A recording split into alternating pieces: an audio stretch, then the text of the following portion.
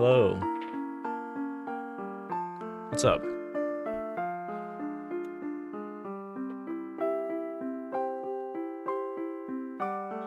Wow, this is wild.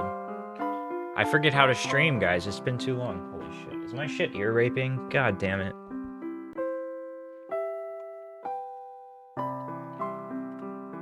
It's been a minute. Dude, of course. Of course. Of course, the week that I have no fucking time at all to do anything for my YouTube channel, the fucking drama apocalypse takes place. I literally have, I'm gonna guess, 2 streams worth of content to go over. We have basically a week and a half of shit, and it's all like really high quality, really funny, good stuff to go over. Oh, my camera looks so bad. Hold on, let me, Dude, there's some really good shit today. I'm really excited for the stream. Oh my god. What the let's see. Nope, less. There we go. That looks pretty good. Okay.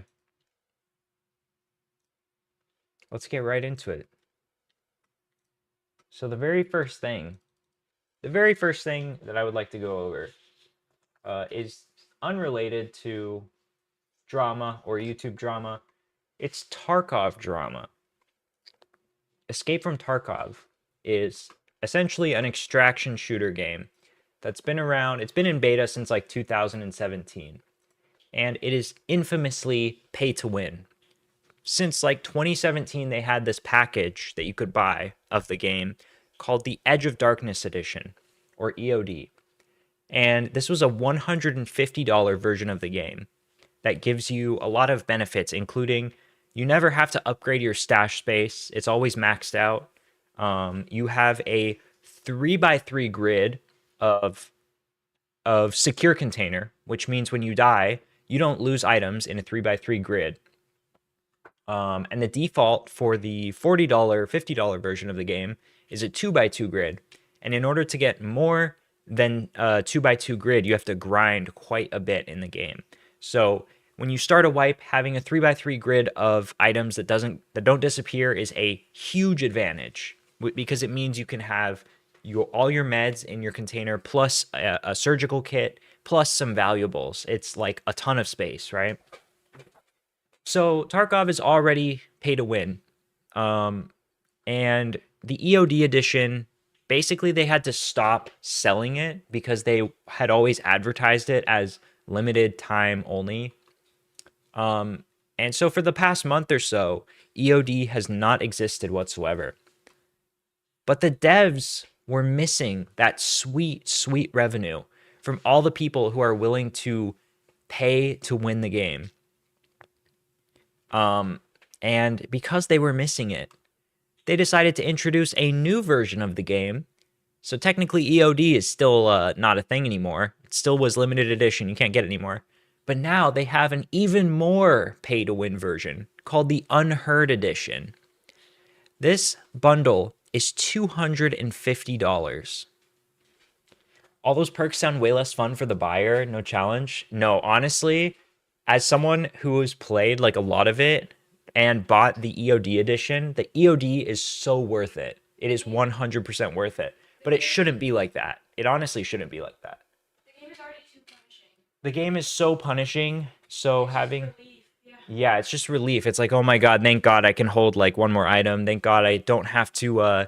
For example, the stash upgrades, you can grind those out in-game, but it's insanely time-consuming.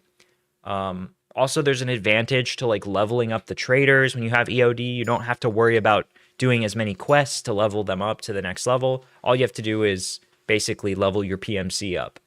So there's a lot of advantages to EOD Edition. But yeah, all these things are things that I think should just be things that you can permanently unlock by like grinding really hard. I feel like that'd be a good solution. But this $250 pay-to-win version introduced a new mechanic. PvE co-op mode. Now, the EOD edition was advertised to have included all subsequent DLCs. But suddenly, after they release Unheard Edition, they decide that PvE co-op mode is not a DLC and it's never going to be included with EOD Edition. And so this caused like a huge uproar because they basically were just trying to get more money out of people who had EOD to upgrade to this package, and in order for you to be able to play part of the game, which was not what they advertised at all. They advertised that you get all the subsequent DLCs. So for the last few days, Battlestate Games has just been in complete damage control mode. They posted 2 or 3 updates to the subreddit.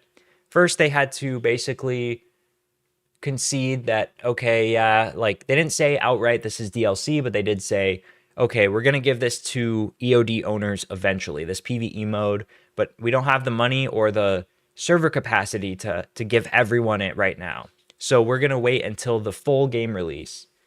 Now, this game has been in beta for like 7 years, so that wasn't good enough. People wanted to try out this mode, and it's understandable that, you know, they don't have the servers or whatever right now. I think personally though, that means they should have just waited to roll it out until they had dedicated servers for it or something.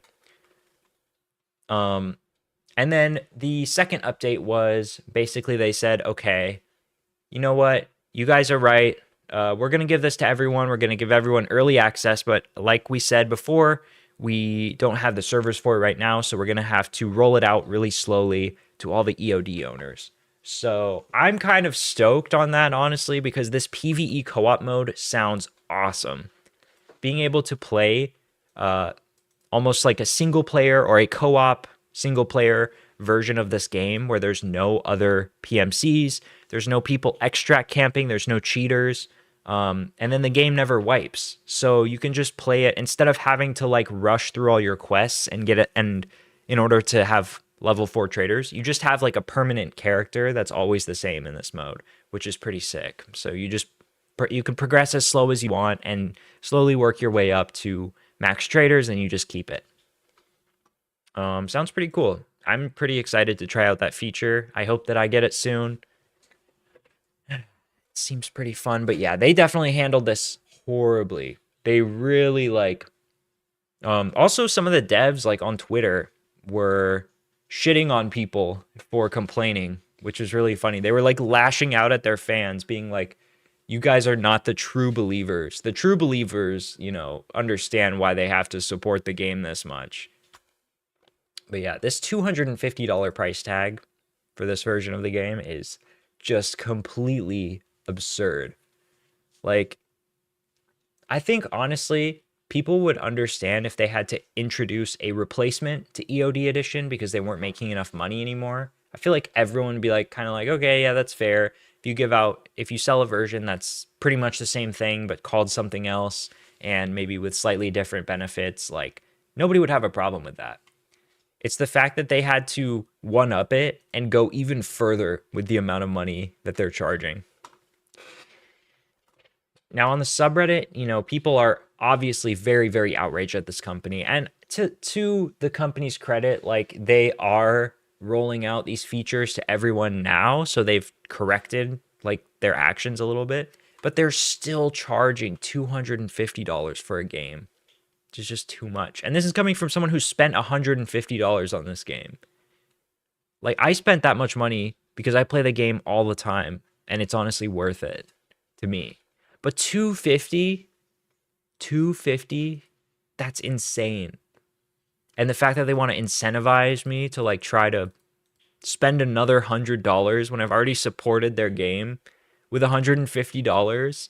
And one of the main selling points of EOD is that you get all the future DLCs and content. You get a season pass. And then they tried to like quietly walk that back. Just absurd. But yeah, honestly, like I was not as invested in this entire drama as like some of the players were. Like some people were like really pissed, and I was not that personally involved. I understand why people were mad and everything, but I was most excited for the PvE co-op mode. I was thinking like man, I really hope they roll this out to us and they backtrack. And then they did, and they're gonna give it to us. So I'm kind of hyped to try that mode. That is like the main thing that I am feeling in regards to this drama. I'm just super glad that I get access to this mode without having to pay anything. Yeah, that's a month of gas money. That's like for a single person, that's probably like a month of groceries too. Yeah. Insane. Yeah, anyways, maybe I'll do some gaming streams at some point. Maybe I should make a second channel for gaming. Who knows? I feel like gaming content is not as much my thing though. I don't know. We'll see. All right. The Indians are at it again. The Indian gang, the Indian family is strong. They are fact. Indians are the most powerful race in the world. Check this out. This is really funny. So, this is a Telegram group called the Indian Cyber Defenders. Okay. So this guy, for some backstory, this guy posted on social media. He is a data scientist for TD Canada.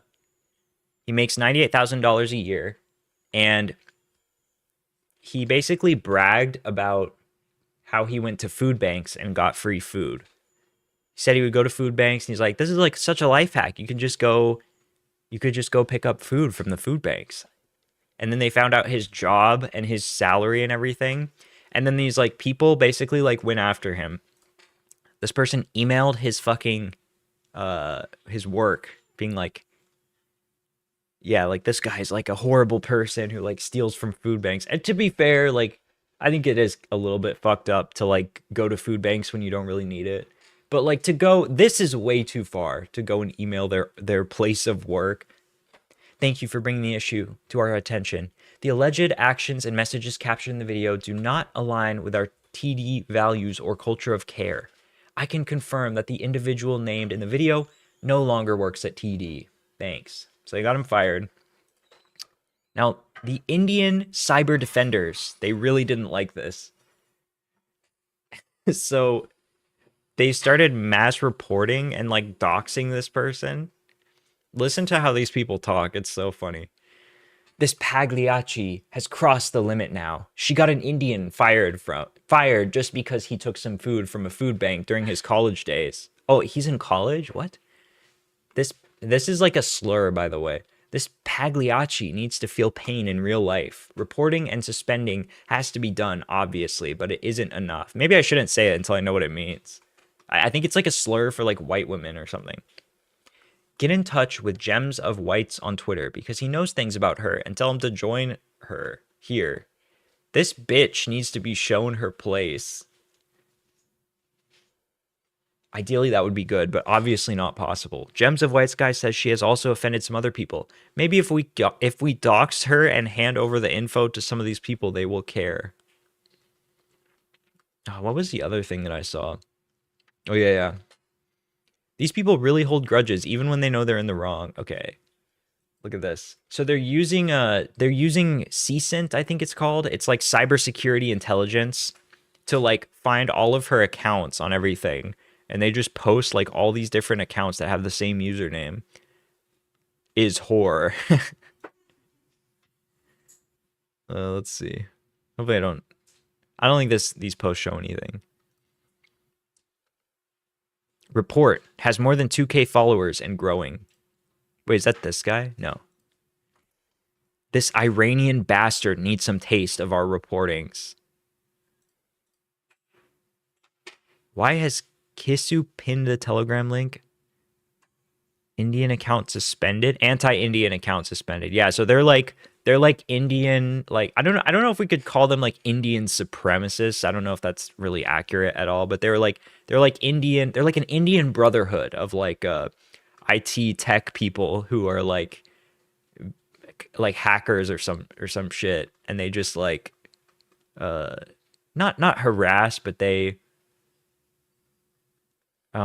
just like seek cyber justice for anti-Indian sentiments online. Pagliacci is an Italian clown opera. It's supposed to be about a sad clown. Oh, okay. So he's just calling her a clown, I assume. Okay, that's not that bad. Doesn't it sound like it could be like a Hindi like slang or something, like a slur? Honestly, that'd be kind of based if they called her a slur. I'm not gonna lie. Sounds cool. Dude, I would totally use some like foreign slurs if that wasn't against YouTube TOS. Anyways, I just thought this was funny. And the picture of the Telegram group chat. What the fuck is that? Indian cyber defenders.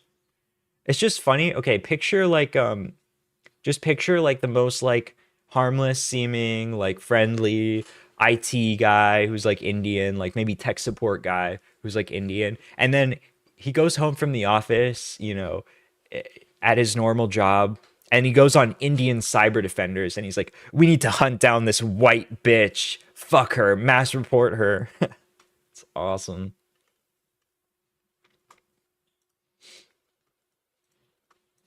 We got some Dark Viper updates. Dark Viper is just the gift that keeps on giving. He's like, we just keep milking him over and over. Okay, first of all, he uploaded this video today. Viper Rambles.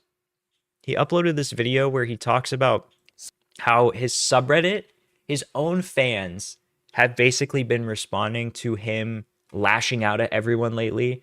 And they keep saying, like, people on his own subreddit keep saying, man, Matt seems really depressed. Is he okay? So he made this whole video talking about how, guys, I'm not depressed, actually. I'm actually not depressed. Wait, let's see. 30, 30, 30. We got to find the clip from the video. Okay, here we go. What they're doing now. It is true, to some degree, I am alone, but I'm not lonely. I'm a person who doggedly pursues goals, right? When I have a problem, I sick myself on it, and I don't let go until it's done. If I feel like I should buy the vest. I should buy the Dark Viper vest for my stream. I was also thinking about buying the tipster hat, the tipster snapback. That would be a sick fit. For this, the way that I live as an actual problem, I would work to resolve it, but I don't. I am very comfortable with the way that I live my life. And I think a lot of these feelings that people have are either these people having these feelings themselves and projecting it onto me, or them just not realizing that I'm in my 30s, right? You're probably like 18, you've got like your pack of friends and you're going to get a drink or whatever, and you think this is what life is. That's not life in your 30s. I'm a fucking old man, you know? I'm very happy with the connections I have with people that I... So he's saying that basically like in your 30s, it's like, it's normal to like not have friends, right? Isn't that sort of what he's implying? It's like, yeah, I don't have any real friends or anyone that I talk to, and I'm alone, but I'm in my 30s. I've got a fuck ton of people that I can DM. I've got my mods that I feel like have my back, because, you know... So he lists the people that can support him, and all he can say is they are people that he can DM, and his stream moderators. This is like insanely... He's just like so not self-aware. Like he has no idea how actually like isolated and lonely he actually is. This is why he's so poorly adjusted, dude. The only people he ever talks to about anything are like his fucking moderators. People on the internet.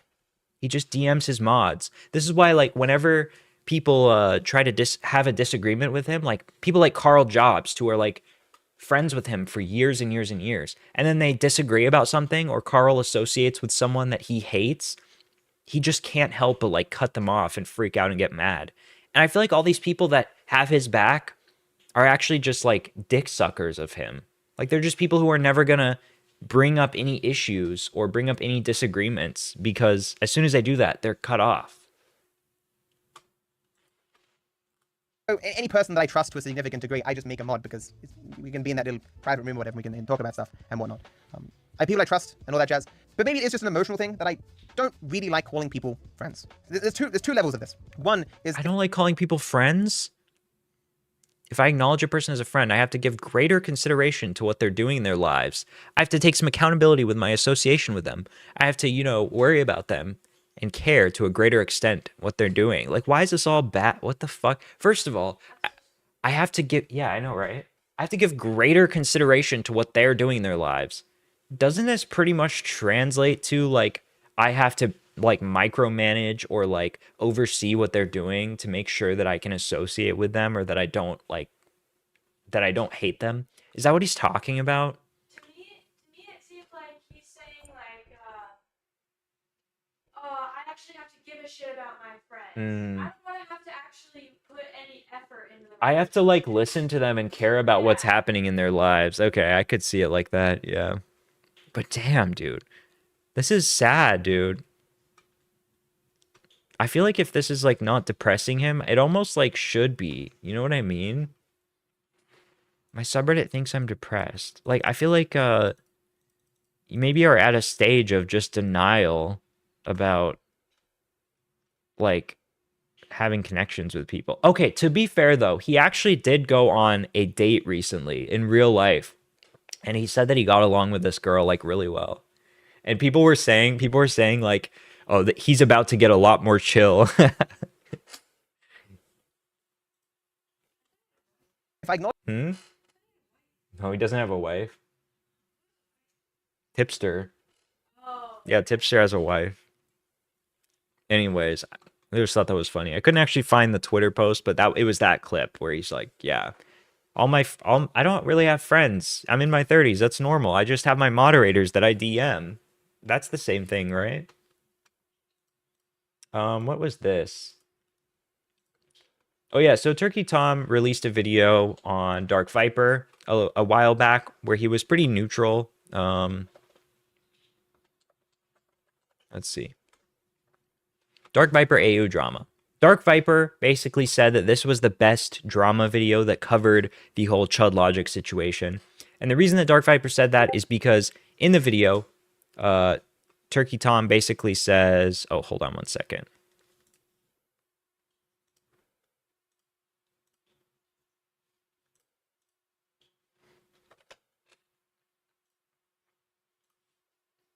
In the video, Turkey Tom says, well, Dark Viper may legally be in the right in terms of fair use, but he shouldn't care.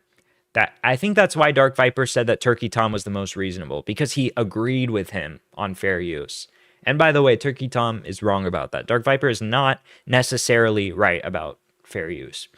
Dark Viper claims that when you play an entirety of a work in your video, it's automatically not fair use, which is not true. It can be. It still can be. Having the full work makes something less likely, but it depends on other factors. The nature of the content and how you fundamentally change the content into a different piece of work that serves a different purpose. Those are all things. There's 4 factors. I don't remember exactly what the 4 factors are, but he hyper fixates on the one factor of length of the work used to justify the Chud Logic strike. But yeah, I think a lot of people are mistaken that he is legally correct about this argument because he claims that he studied it like all the time, and he's like, well, I have made particular use of fair use law. I've made particular study of fair use law. And it's like, okay, yeah, you've studied the law, whatever. That doesn't mean that you're right. His studies have resulted in him just like cherry picking one specific condition to focus on and use that as justification for why he's legally in the right. He also has this aversion to people are like, well, you're the fair use guy. He has this like weird thing where he goes, no, I'm not. I never said I was the fair use guy. And he's the one who's made like 10 videos about the subject of like protecting copyright and fair use and going in depth over like the laws and the specifics of different cases about what makes something fair use to justify his positions. And then he gets mad when people are like, well, aren't you like the fair use expert? He's like, no, I never said that. But he acts like it. Anyways, so Turkey Tom made this video. He was fairly neutral, more than other creators. But then 5 days ago, Turkey Tom released a second video where he basically calls out how sensitive Dark Viper is. He talks about how he talks about, I think, the newer H3 stuff, the fact that he can't take criticism. etc. And Dark Viper decides to block Tom Dark, Turkey Tom. He decides that now Turkey Tom isn't being fair anymore. Now that he's being overtly critical of him instead of neutral. Oh, well now he's lying about me. He decided to lie about me to grift. Let's take a look. Oops.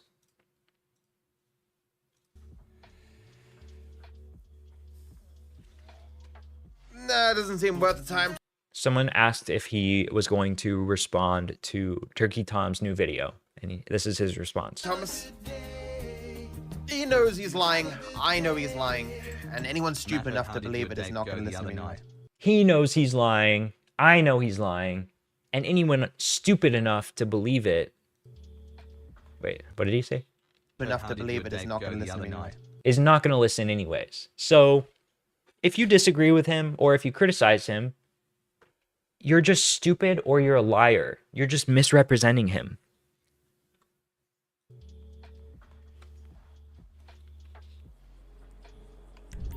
I have better things to do. I have better things to do. Tom Dark show. No one should be willing to give up their integrity because their feelings were hurt. Give up their integrity because their feelings were hurt. How would Tom's feelings have even been hurt? So, Dark Viper originally claimed in his video that he was totally open to doing an interview and having a discussion with Turkey Tom. But then, mysteriously, after Tom reached out to him to actually try to schedule it, Dark Viper said, I don't want to do it anymore. I'll just answer questions over email. So Dark Viper got all the social benefits of saying, you know, oh, I'm totally open to having conversation. Yeah, we can totally chill and chat about it on stream.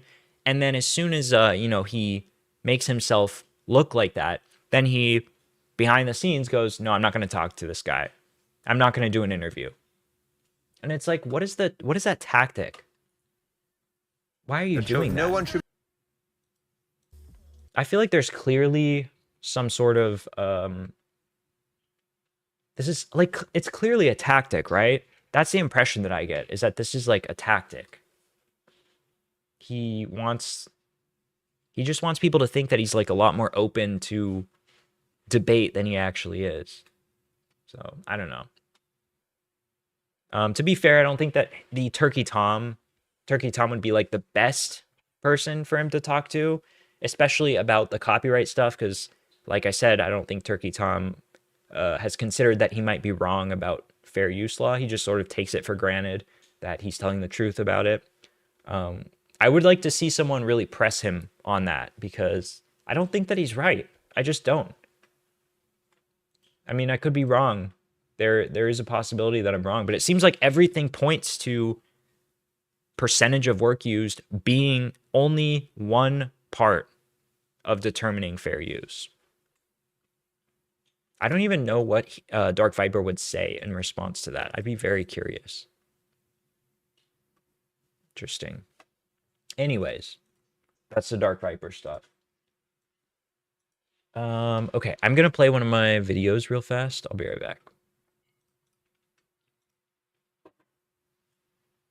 How is this era gonna feel for you to just finally let it go and be who you authentically are? That's been my most massive inspiration. Is no one has made this dramatic of a change yet. No one has made this dramatic of a change yet. Extreme of a switch, and I am the first in the generation. It is very scary, but not this 180, and not making it apparent that it's a 180. And so I'm really grateful. You're giving me chills over here. And now also, how Dude, is she it just doing sounds like this? Like, tell me so, about, like, like- before you came out. No one has and how- ever done a 180 like I'm doing a 180. Yeah. You know what I these mean? things and be like, Yeah, I want to be there and literally. be out and proud. Honestly, the Glad Awards is one of my favorite nights of the year. It is just such a fun night.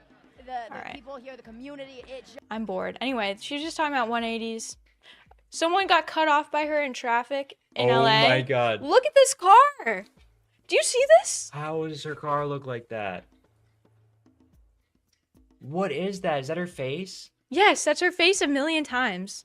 What the hell? What can we even say about this? She literally looks like she's going to Kiss or something, like a Kiss concert. What the fuck is this? She looks like a juggalo. This is so poorly executed. You The know what I hair? mean? I was like, this is what I want. She is my #1 idol. I was Miley like, I want Cyrus. to do what she did with Bangers. I Alright, we're want to. back. Why does she think that she's doing like...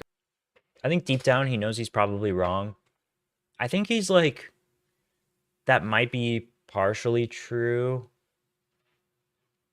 I don't know. I feel like he genuinely has convinced himself that he's right. Like, he basically just cherry picks like single lines of text from these cases that he has studied extensively and uses it to like justify his personal position. So whenever you say, well, that's not right, he says, well, look at this. Look at this. Here's a quote from a legal document. You know what I mean?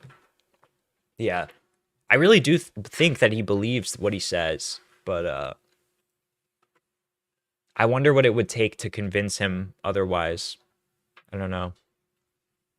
I just feel like he would maybe realize that he's wrong and then not concede at all, because he's built so much of his image online over the past 5 years is just like this fair use stuff.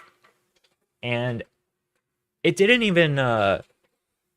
it actually started from a fair place. Like, his original arguments were actually like decent, because they were mostly just regarding people who sit and watch hours of content without adding commentary and stuff, which is like, I feel like that's like a fine argument. You know, if you don't like those types of streamers that aren't adding something, there's an argument there that, you know, that isn't fair use. And I would probably honestly agree with that. It's not transforming the nature of the work. But I feel like what's happened is, like, over the years, he's gotten more and more radicalized over every single form of reaction in general, to the point where he like can't even recognize that it's possible for reactions to be transformative. I think a better way for me to put it is that it probably comes butthurt and he grasps at straws so that he has a weapon against being made fun of. Yeah, he is very sensitive. This video is great, by the way. The Turkey Tom video. It's just so funny that he cut off Tom as soon as he like started favoring like against him. Does that make sense? Like, as soon as Tom started taking more opinionated stances against some of his behaviors, he's like, well, this guy's a liar. This guy's out to get me. This guy's working against my interests. That's something that he said in a famous quote where he said, like, I assume that if I become friends with someone, eventually they'll work against my interests. Let's see if we can find that clip, actually.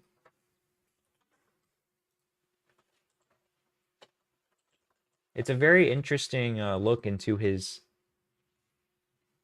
psyche, saying that he doesn't get close with people because he thinks that they'll work against his interests. And then to see how he cut off Carl Jobs for getting a sponsorship and took it as like a personal slight against him, it really shows like what he thinks people working against his interests really means. What's up, Nora? You're getting recommended the incest epidemic video? Where's that?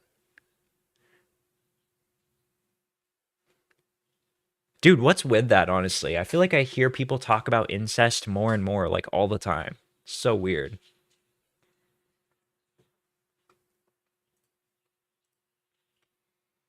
This was something that I saw that I was a little bit curious about, but I literally cannot find any info online, so this is literally pretty much meaningless. This is just take this with a grain of salt. But essentially, you guys remember the Wilbur Soot allegations? They were posted by Shelby. This person posted in favor of Wilbur, saying, Shubble said Wilbur didn't want her to turn around and say the biting thing was abuse. If you think about that from someone who's seen this for the first time, you probably would think, a little odd. But it's because she accused 2 of her ex-boyfriends before. And the reason why you can't find any of it is because she deleted it all. No wonder why he said that he knows how she is. So, according to this person, who has been a fan of these people a lot longer than, most of the other Minecraft people, Shubble has accused other people before.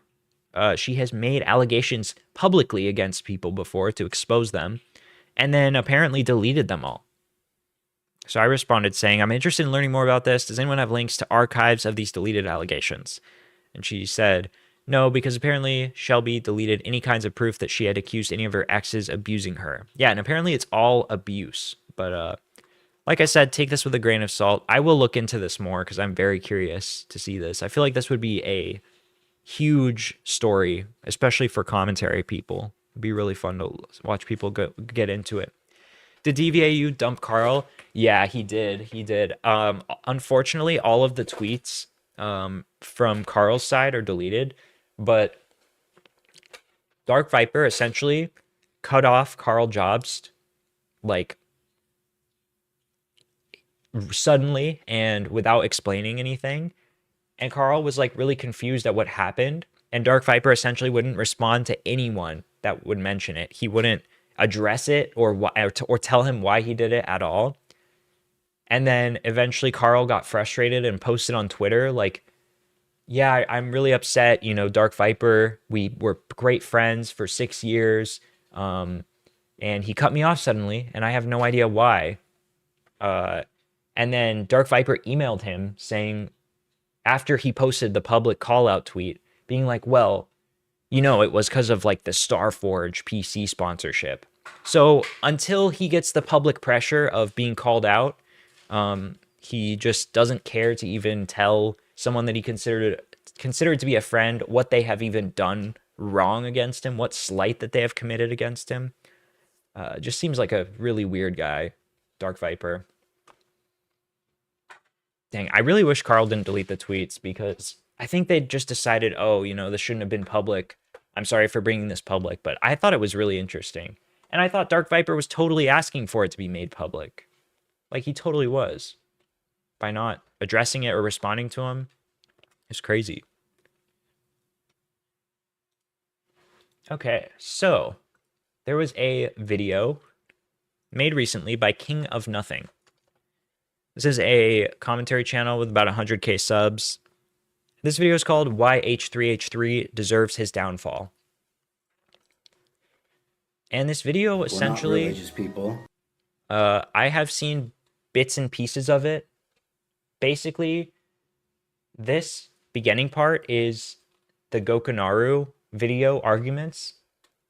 And then the second part is King of Nothing calling H3 like a scammer and a homophobe and a racist. And essentially, like, a lot of these claims that he makes in this video are sort of a reach, and it sort of feels like he's just grasping at straws for like anything to attack Ethan for.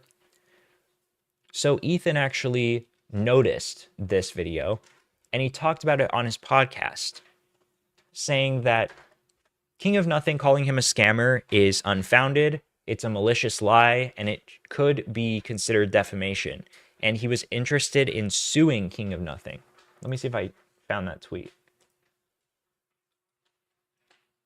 Mass NFT scam because he needed to have something, you know, different than Gokunaru's video. So, well, I guess I got to commend him on being creative. Oh, sorry, this is so loud. I'm sorry, guys. Because this is just fucking insanely dumb. I mean, it's like mind-blowing. Ethan Klein is the greatest hypocrite of all time. I know, that's like the Keemstar talking point. And I mean, dude, how many of these how are people still watching this? It's just, here we go. It's the same video over and over. And this came out like the day I went on break, of course. You're you know what I mean? Fucking hypocrite. I never assumed people actually do that, but like, it's hard to deny at this point that people are dropping these videos when I'm on break. It keeps happening. Right. So King of Nothing, basically, in this video, he calls Ethan a scammer because Ethan, and he also points out that Ethan is a hypocrite for calling out scammers because he says that Ethan promoted NFTs and also criticized people that promoted crypto scams. But the problem with this is that King of Nothing essentially equates Ethan's NFTs to scams when Ethan made it pretty clear that these NFTs that he was selling were were just junk. He basically made it clear, like, you should, you know, buy this if you want. He didn't make it sound like an investment opportunity or that you were going to give anyone the impression that they were going to make money off of it or anything. He just said these are, you know, collector's items, essentially. And then the people that King of Nothing compares this to are like people like Logan Paul, who literally like pulled like a fucking rug pull, or did the what was the CryptoZoo thing again? They like issued out all these like CryptoZoo things, but then they never hatched, or like the hatch day, like they all like got sold and tanked in value or some shit. I'm kind of misremembering that a little bit. He gave up halfway through, and then people didn't get what they were promised, right? Yeah. I think it was supposed to be like an app or a game or something that you would. Oh, right, you right. have, like, the zoo animals in, and he just like nothing ever came of it, and he just Yeah. moved to a new like cryptocurrency. Yeah, he also promoted that crypto Dink Doink, where like he acted like he had no affiliation with it whatsoever, and he thought it was just a funny meme, and he kept like name dropping it all the time. But then they just pump and dumped it once his fans started buying it. That was like a scam as well. But the Ethan thing is like not a scam by any like stretch of the word. Like it, you might think that NFTs are stupid, you know, but that doesn't make it necessarily a scam. So I think it arguably could be seen as defamatory, in some sense. Unless King of Nothing can prove that he fully was under the impression genuinely that this was like an actual scam and he was misinformed and he wasn't lying maliciously, then I feel like maybe he could argue that it's not defamation. But if he's aware of like what these NFTs were and how they promoted them, and he chose to call it a scam, then it could possibly be considered defamation.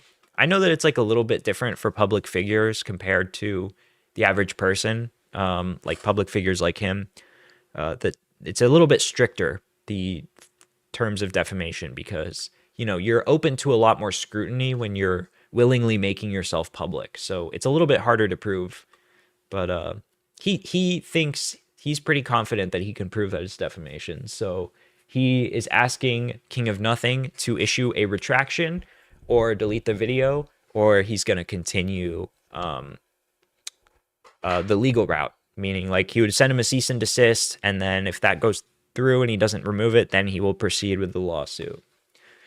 And the commentary community in general started basically supporting and backing H3, because a lot of them started to watch the King of Nothing video again to look over the arguments, and they realized that like a lot of the arguments were just really stupid and like total stretches. Like, for example, the arguments where he calls Ethan like a racist is like so out of character for a commentary video. Like, a lot of these people that commentary channels, like, if it wasn't Ethan, nobody would care about someone's like racial remarks or anything in the past, or like homophobic remarks. Nobody ever criticizes anyone for that because they don't fucking care in the commentary community. But because it's Ethan and this guy's just like looking for things to criticize him for, he's like, well, Ethan is actually racist and homophobic and so problematic. And it's like, but then at the same time, he's using like Gokunaru's arguments, which are almost they're like almost opposed to these like racist accusations or something. It's very, very weird. What was the other thing? He made some other criticism that like made no sense whatsoever.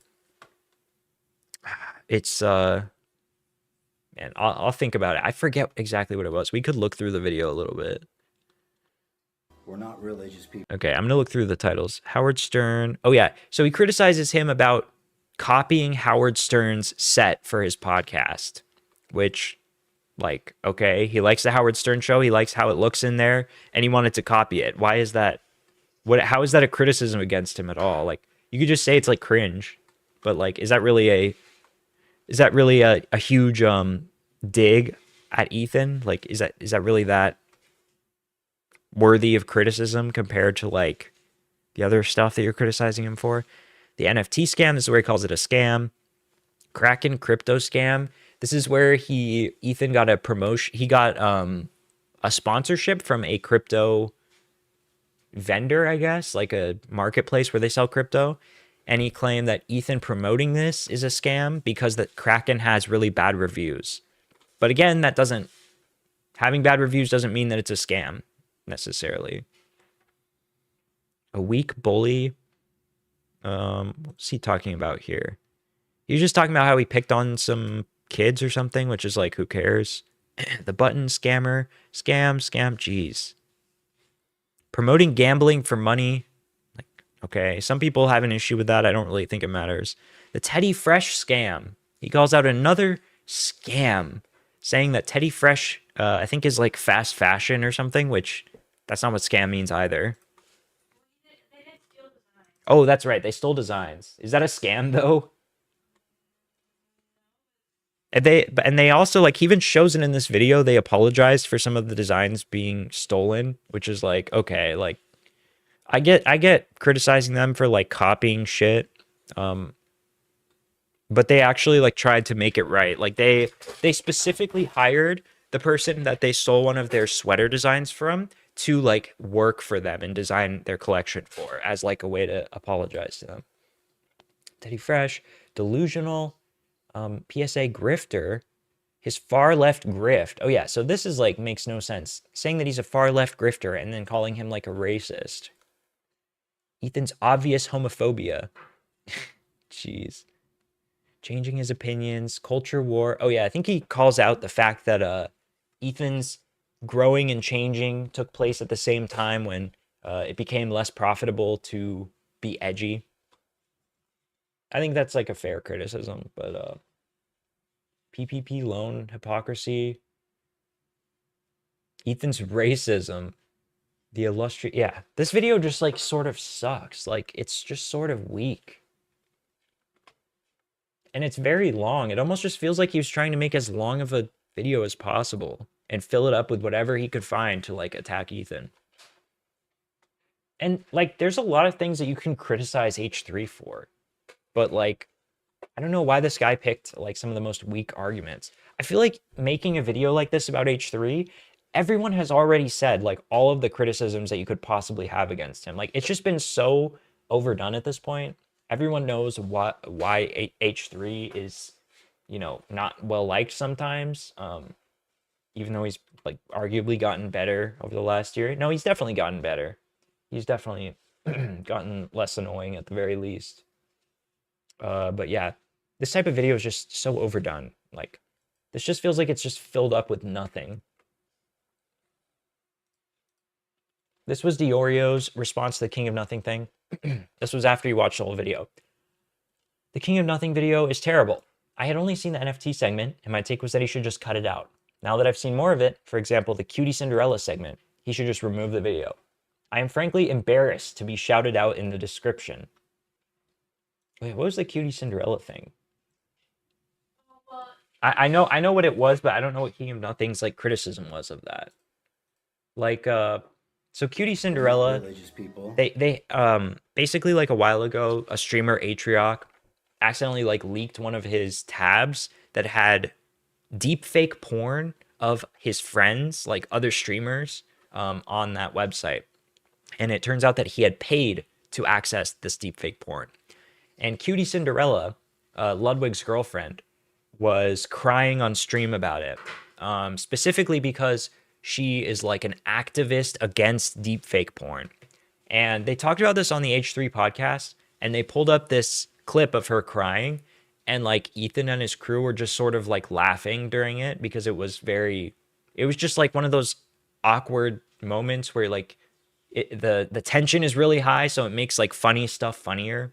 And they were like joking around behind the scenes, playing some sound bites that were like memes and laughing while this girl was crying on screen. Literally a nothing burger. Who fucking cares? And King of Nothing used that to criticize him. Let's see if we can find... Oh, here we go. Yeah. Cutie Cinderella situation. So what is his criticism even? Why? Yeah, here's the clip. What is going on with you? I'm sorry. Don't mind me. If you are able to look at women That's funny. who are not selling themselves or better Come on, like that's actually funny. And I think Ethan actually had to like apologize to his audience because his audience is like really soy and they care about making inappropriate offensive jokes or like being insensitive to people. It's like that doesn't matter. Who cares?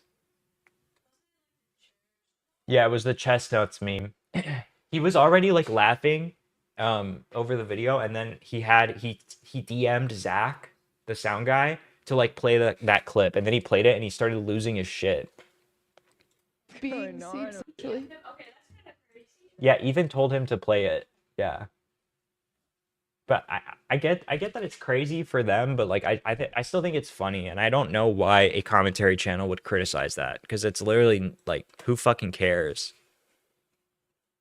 It's just virtue signaling to care about that. Like this guy has made a video criticizing iDubbbz, right? He's made an iDubbbz video criticizing him for like the opposite things, like caring about like being more sensitive and shit. But then he's like at the same time like making this criticism of H3 being insensitive. It's like I don't know, dude. Let's see. This video compares Ethan selling an ironic NFT collection to Logan Paul doing an entire crypto scam with a Dinkdoink token. It's just a total misunderstanding of not only satire in general, but what an NFT even is. How you can compare fans willingly bidding on Ethan's parody NFT, raising the value, to Logan Paul misleading his audience in a get-rich-quick scheme is beyond me. Content creators just selling NFTs is not a fucking Logan Paul level event. It feels like the video falls off a fucking cliff the second Gokunaro video talking points end. Once we are through the near decade-old exhausted Leafy and PewDiePie arguments, we start moral effing about Ethan shitting on Cutie Cinderella. Yeah. That's very accurate. Like, again, it just feels like he's looking for random things to criticize and not having actual criticisms, which is really, it's really annoying when people do that. When it just feels like they have like a personal vendetta against someone, and instead of being able to elaborate the actual reasons that they don't like them, they have to come up with like bullshit. Like at the very least, can you not just make a video saying, you know, this guy annoys me, I don't like him, he's cringe, and here's some of the things that make me cringe about him. And that's like all it has to be. You could just say that you don't like him. But instead he's like, he's a scammer, he's racist, he's insensitive, he's homophobic. It's just virtue signaling. Like, there's no reason to go in that hard over nothing. Oh yeah, so Bo Black's basically, I think this was got lost in translation a little bit, but King of Nothing like reached out to Bo Black's and explained like, well, you know, when I was calling it a scam, I don't have the tweets anymore because Bo Black's deleted them. But Bo Black's basically posted saying King of Nothing reached out to me and was talking about scam being like a parallel more than an actual like accusation or something like that. And everyone was just going super hard on Bo Black's. King of Nothing is a complete idiot who doesn't understand jokes.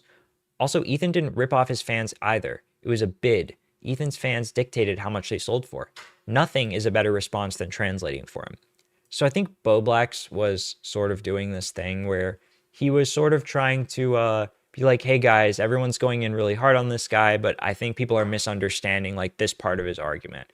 But it came across as like King of Nothing was like using Bo Black's to like sweep for him or something, and everyone attacked Bo Black's over it as if he was like sweeping for him, which I don't think that was necessarily Bo Black's intention, but definitely wasn't really a great move for him. So Bo Black's ended up deleting all the tweets related to this. Yeah. Oh my gosh. So I actually don't know that much about this. But Harvey Weinstein's rape conviction was overturned. Have you guys heard about this? I'm sure you have. Let me check this on this page. Why the fuck was it overturned? Let's find out.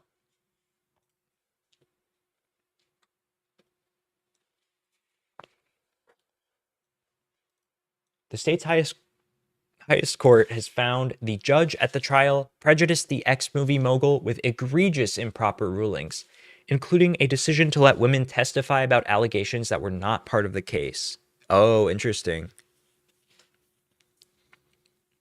So they're basically just saying that the court, the judge was not conducting the investigation properly, or like they were allowing things to go on in the courtroom that were unfair because they weren't part of the case. It was decided Weinstein had not received a fair trial, with the court's majority saying that it was an abuse of judicial discretion to permit untested allegations of nothing more than bad behavior. I would like to know more about this. What does this mean? Nothing more than bad behavior. Are they talking about just like, I guess just like sexual comments? Or are they talking about actual like groping or something? One of the judges who voted against the decision, Judge Madeline Singis, said the majority was whitewashing the facts to conform to a he said, she said narrative. She said the Court of Appeals was continuing a disturbing trend of overturning juries' guilty verdicts in cases involving sexual violence. The majority's determination perpetuates outdated notions of sexual violence and allows predators to escape accountability. Yeah, I mean, if this is true about them conducting the actual like court case wrong, then that is like a huge oversight by the judge. Like if they allowed them to bring in all this unrelated shit to like make, I don't know, that's just like could be irresponsible for like a courtroom. Because the problem is, if he did actually like, assuming he did actually commit whatever he was accused of in the trial, that just gives him an out because the trial was conducted incorrectly, I guess, right? It would allow him to get away with it. That's why it's important to like stick to the correct procedures and everything. He's been serving a 23-year sentence in a New York prison. However, he will remain behind bars as he was also sentenced last year in Los Angeles to 16 years for raping and sexually assaulting an actress in a Beverly Hills hotel. Oh, so he's still staying in jail for 16 years, but he just got some of his charges dropped. Interesting. It was a major step back in holding those accountable for acts of sexual violence. It will require the victims to endure yet another trial. Are they going to appeal it again? A lawyer for Weinstein said the decision was a victory for the defendant. Yeah, no shit. And any American charged with a crime, no matter how popular or unpopular they are. You can't throw out 100 years of legal precedent because someone is unpopular? Wait, isn't it popular? Oh, no. He's not popular in the sense that he's, like, famous. Popular in the sense that people don't like him. But New York removed the statute of limitations on SA, didn't they? I don't know. Did they? He maintained his innocence throughout, saying any sexual activity was consensual. Interesting. Oh yeah, Weinstein was the one that started Me Too, wasn't he? It's all his fault. I blame Weinstein. We also had Hassan on Piers Morgan. I was actually going to find the summed up video. Let's see.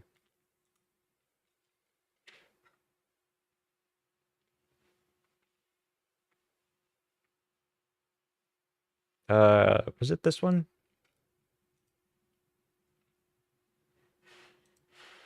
While grabbing a coffee, Alec Baldwin was... Wait, where was it? Oh, okay. This is one of the people on the, okay, so this was Hassan on Piers Morgan. Well, the war in Gaza is... And he was basically chewing out the people on this panel about Israel-Palestine, the way that he chews out like his chatters. So he was basically just like dick waving in front of them, essentially just being like, "You're a fucking idiot. How are you so fucking stupid? You're fucking dumb." I haven't seen this whole panel, but panel reacts to Crackhead. Which one is Crackhead? Crackhead Barney. Oh, awesome. Well, this seems cool. My diaper today for you, Pierce. Do you like it? Not particularly, no. Do you want to sit down? Can I show this on stream? What the fuck? And Pierce, can you bring me to Buckingham Palace? I would like to meet the Queen. Well, I'll tell you what. I'd really like to meet the Queen. I don't think the Queen, if you mean Queen Camilla, she is probably tied up with royal engagements at the moment. If you meant the Queen who died. Well, get me in, Pierce. Yeah. Get me fucking in, Pierce. I want it. Okay. Why does he have this person on? Wait, is this the same? Oh my God! Wait. It was this person.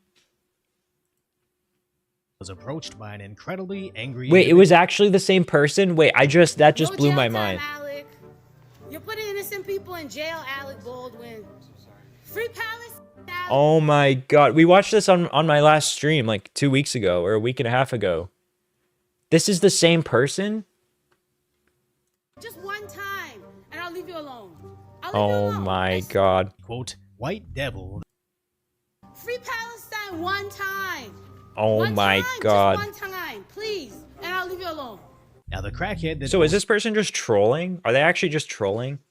This video, and I mean that word out of respect, as that is their official Twitter username. But she claimed the quote, white devil that is Alec Baldwin attacked her while she was trying to get a coffee. But the ex-community notes fact-checked her, stating that she wasn't getting coffee. She's got to be trolling, dude. To which images did surface of Alec escorting her out the coffee shop, wearing basically the minimum required to be in public. Which it's awfully brave to heckle Alec Baldwin, as he's pretty much most known for shooting someone and getting away with it.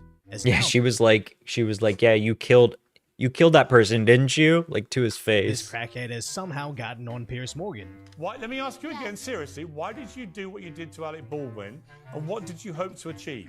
Alec Baldwin. Look at me. Pierce, honestly. Pierce, look at me. Okay, this makes me worry that I actually have to censor that shit. Bye, look at this. It's on fucking Piers Morgan, though. Look at me. Pierce, I was maimed by a white man. Now this appearance looks like AI, or at the very least, incredibly edited, but no. How is this real? Is on Morgan's official channel, to which he actually used her insane wailing in the thumbnail. But it should be no surprise, as she's pretty much made these antics her entire personality online. I'm an animal. I'm an animal. I'm a black animal. I'm a black animal. And that wasn't just a one-off. That's honestly really funny. As she's always this animated. I just love the idea that Hassan, after all the complaining about how hard his job of streaming is, being infuriated at how his viewership has collapsed, to find himself on a, quote, reputable program like Piers Morgan, only to be used beside whatever the heck this is. Well, that doesn't— Oh my God. Oh my God. Wait, is Piers trolling him? Piers put him on the panel with the other pro-Palestine person, but the other pro-Palestine person was this person. Holy shit. Look so much like a news talk show as much as it looks like the lineup of villains trying to capture the Batman. But sadly, this is the status of who's currently relevant to the Democrats' narrative. People who shriek insane and incoherent ramblings in front of the camera to desperately try to gain clout online. Okay, that's like kind of a that person and put them next to this. This is not this is not the actual like perfect person that the like Democrats or like liberals would choose. That's not true at all. Bony lady. To be I'm fair, sure Baldwin doesn't want to have to deal with these types of people, but it's likely his core audience at this point. As I really liked Alec Baldwin. I thought his Donald Trump impression was funny when SNL was still allowed to make fun of the president. His portrayal of Jack Donaghy on 30 Rock was probably one of— I don't necessarily enjoy seeing it blow up in their face, but I just really don't feel sorry for someone that created the scenario where they get caught in a coffee shop by their fellow liberal Democrats who demand he parrot all the party's talking points. Because if there's one thing we learned recently, is the left always eats itself. Baldwin may think he's saying— But yeah, that's really funny. Alec Baldwin crackhead. Dude, I had no idea that this person had like a whole bit where they were like super annoying and acted crazy on purpose. I take you back, if I may, to what you did to Alec Baldwin. Can you explain why you did it? What did I do to Alec Baldwin? Pierce, do you see the damage that Alec did to me? I'm not gonna fucking show this just to be safe. Look at my arm, Pierce. Holy shit. I was maimed by a white man on Monday. You're telling me what I— Podcast of James Barr. Well, Emily, I mean, on one level, I guess it was quite funny, but on another level, I didn't like what she did to Alec Baldwin. I've got no truck for Alec Baldwin whatsoever.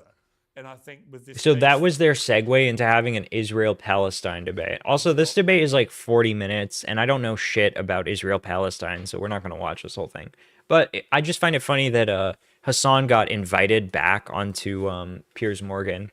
His first appearance on Piers Morgan, I remember, he talked about basically being a propagandist. saying that actually being a propagandist, everyone is a propagandist. I'm just honest about it. Basically admitting that he is like sort of dishonest for the cause of his political cause. I find it really weird that he is like, I'm trying to destigmatize the word propaganda.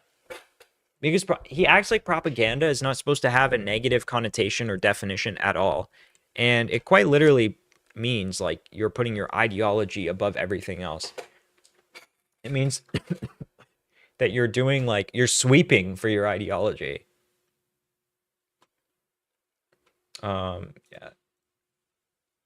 Also, I just feel like he didn't perform very well in that conversation whatsoever. I forget exactly what went down there. Okay. This is so funny, dude. So, Kaceytron has been shitting on Asmongold, has been starting beef and fighting with Asmongold for some reason. I don't even remember who Kaceytron is. I guess she's just an e-girl. She said this: Asmongold hates himself more than what any of us ever could. Just look at the lifestyle he chooses to live as a multimillionaire. There's nothing that could be said to that disgusting man that could ever make him change his filthy, hateful, putrid ways. Just a real stinker. And then Asmongold says, you're fat and you spend your life smoking weed and doing drugs. If anyone's a stinker, it's you. Owned. And then XQC got into it with her a little bit as well. Money is financial freedom. Freedom is having the ability to choose what you want to do as much as possible. Why are you mad he lives the way he wants to? You have a lot of money too, yet you are overweight and choose to smoke weed all the time. Respect people's choices, lady. Little bro lacks basic reading comprehension. I'm not mad that he lives the way he chooses to. I'm saying he hates himself for choosing to live that way. You want to talk about my drug addiction? Worry about your Adderall abuse. You got cooked. Opinion rejected. I've been Just calling her fat. That's awesome. Massive W. Just because you have an army of 12-year-olds doesn't make you any less of a moron. If I took 200 milligrams of Adderall a day, I'd be a walking crackhead skeleton just like you. Dude, she got owned so hard in these. So funny. Destiny even attacked her too. Asmongold is so fucking gross and filthy. I can't believe someone making so much money would choose to live such a disgusting life. And then he just posts this picture of her. Jesus Christ. She looks so rough, dude. Ew. Is she just one of those streamers that like has no personality and she's just like supposed to be eye candy or something? Because it seems like she sucks at that too. Seems like she's not even good for that.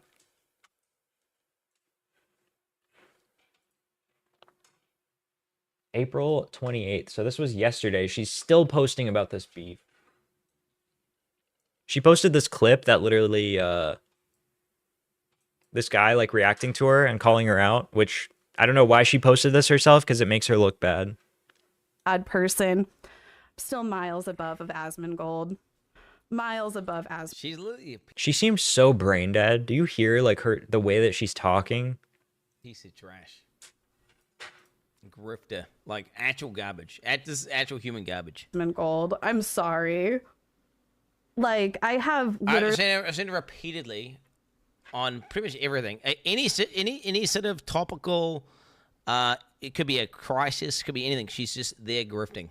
Just there saying whatever she possibly can to get the most attention. And this right here is just another grift. Really a fraction of the income, and I take better care of my parents than that.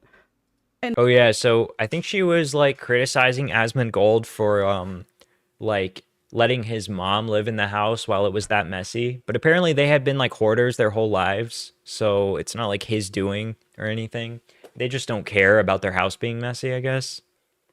And she's like attacking him for it as if he like causes her to live in like a mess trash pile or something. Like, I don't have anywhere near close the resources that he does. He still has some money. It's so weird, bro. Like Folks, she doesn't know his. If that. So I need to look more into her. I'm curious about. She seems like a real lolcow. Like she seems like a real piece of work that we could talk about on my stream. I love shitting on stupid women. It's really fun. Dude, my mic is about to like fall off the stand. Hold on. What the fuck? Okay. Hopefully it stays up. All right. Yeah, that seems fine.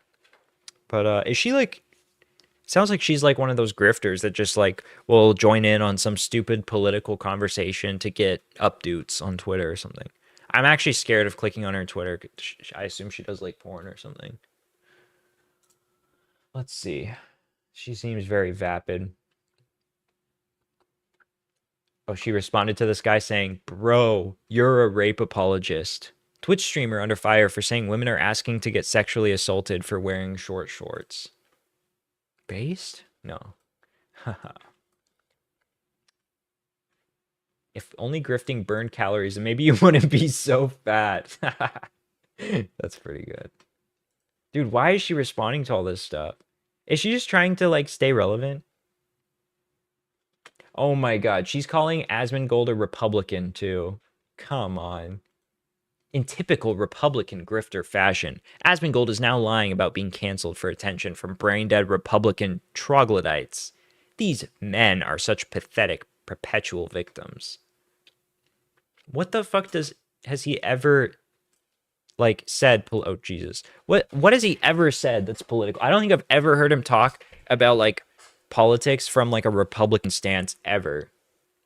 That is just such a reach. This is the same thing as people who sit around calling other people like fascists all day over like nothing. Or having like a slight disagreement. Republican.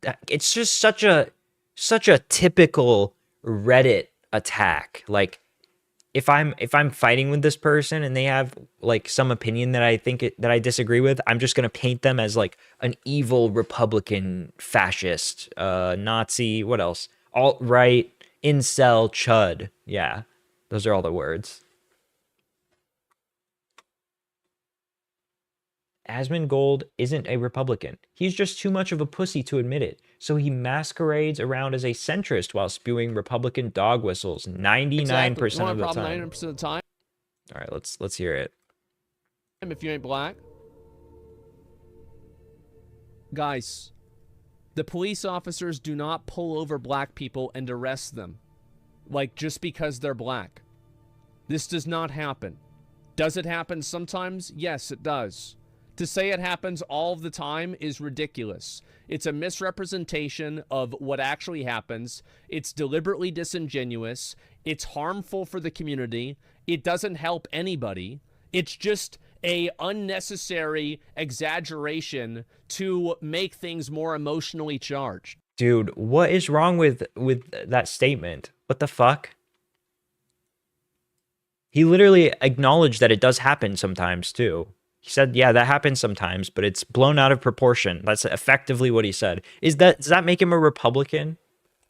Like, what? Okay, I should stop scrolling on her page. I swear she's like a fucking porn star and some OnlyFans shit is going to come up. Anyways, I just thought that was funny. Maybe we'll do a research stream on her. I would love to find more about. She seems like a complete dumbass. I would love to find more things to shit on her for. Do you know any of her previous dramas, Erica? I had no idea who she was until you were editing that picture of her. Really? I feel like I've heard her name so many times before, but I don't know anything about her. She seems like the type of person to say like stupid, retarded shit all the time. She's a bit difficult on the eyes. Yeah, to say the least, yeah. Asmon should make a 1 hour long response video, but the video is just 1 hour of pig sounds. Dude, that's true. That's true. I had a bit in my Hassan video because originally like the problem was this was like not it wasn't relevant to my criticisms of him at all, but I had this segment about how like Hassan calls people pigs and hogs like all the time. That is like the ultimate insult for him. And I had this bit where like his like personal chef or like his Uber driver or something brings him like a plate of food. Someone like brings him a plate of food, and I was like something about I said something about like, oh, they bring his food to his trough so they bring the slop to his trough to like fill him up. And then I just said something about how he hates everyone, or he calls everyone pigs. He also calls everyone dogs all the time. Or pig dogs, like that clip where he's like, "You genocidal pig dog," or whatever. Wasn't Kaceytron one of the OG gamer girls? Probably. My name is Casey, and I'm a female gamer. A girl? Gamer? Humana.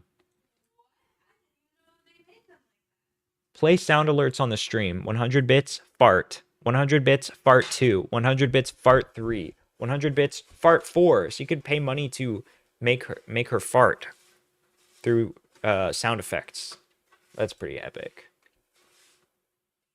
Hate comments from Asmongold. Oh my god. Like, okay.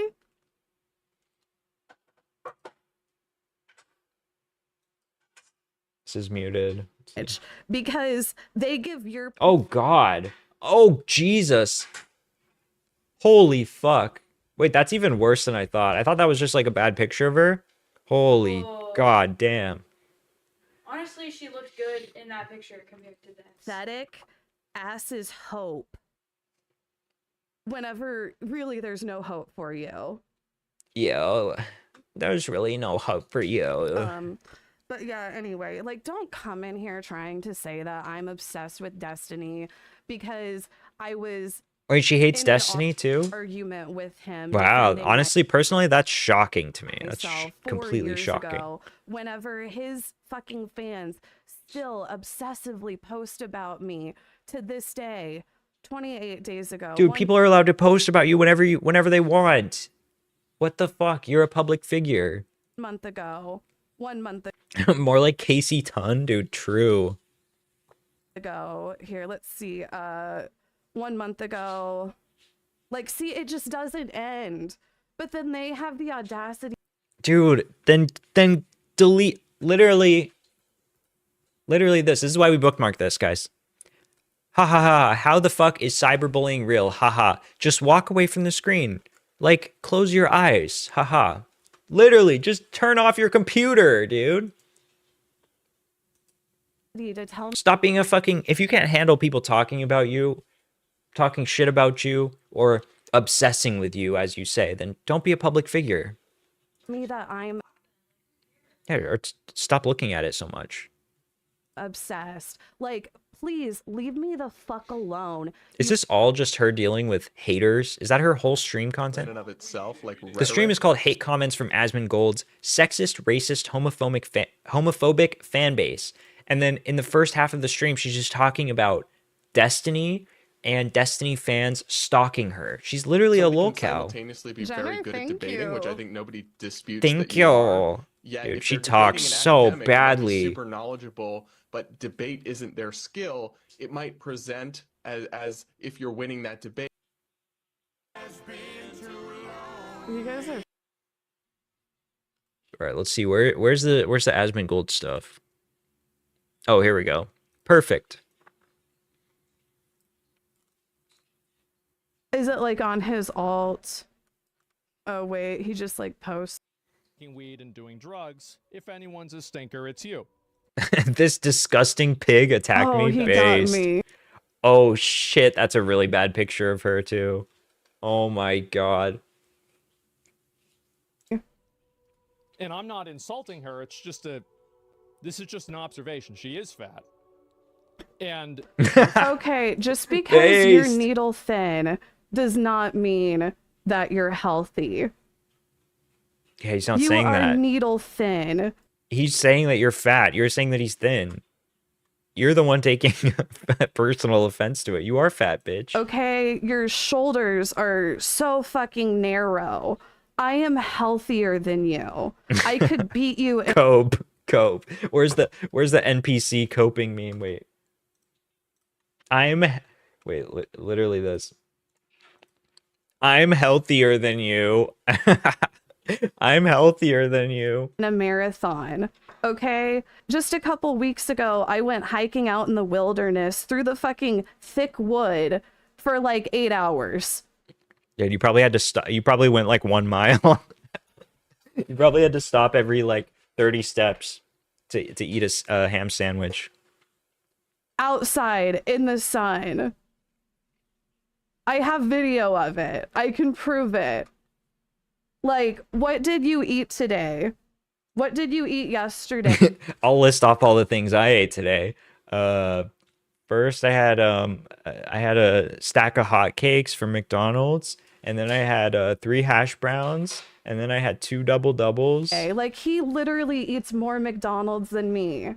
I haven't had McDonald's in several months, okay? Okay, guys, she doesn't eat McDonald's, she eats Wendy's. Free Palestine. I don't support McDonald's. What? Free Palestine. I don't support McDonald's. Wait, so first she says I don't eat McDonald's, and then she says the only reason I don't eat McDonald's is because of Palestine? Okay. You cannot make this up, dude. Like yesterday I had like a smoothie, I had like a banana, I had grilled chicken. Okay, like what is he eating? I would love to compare his diet to mine.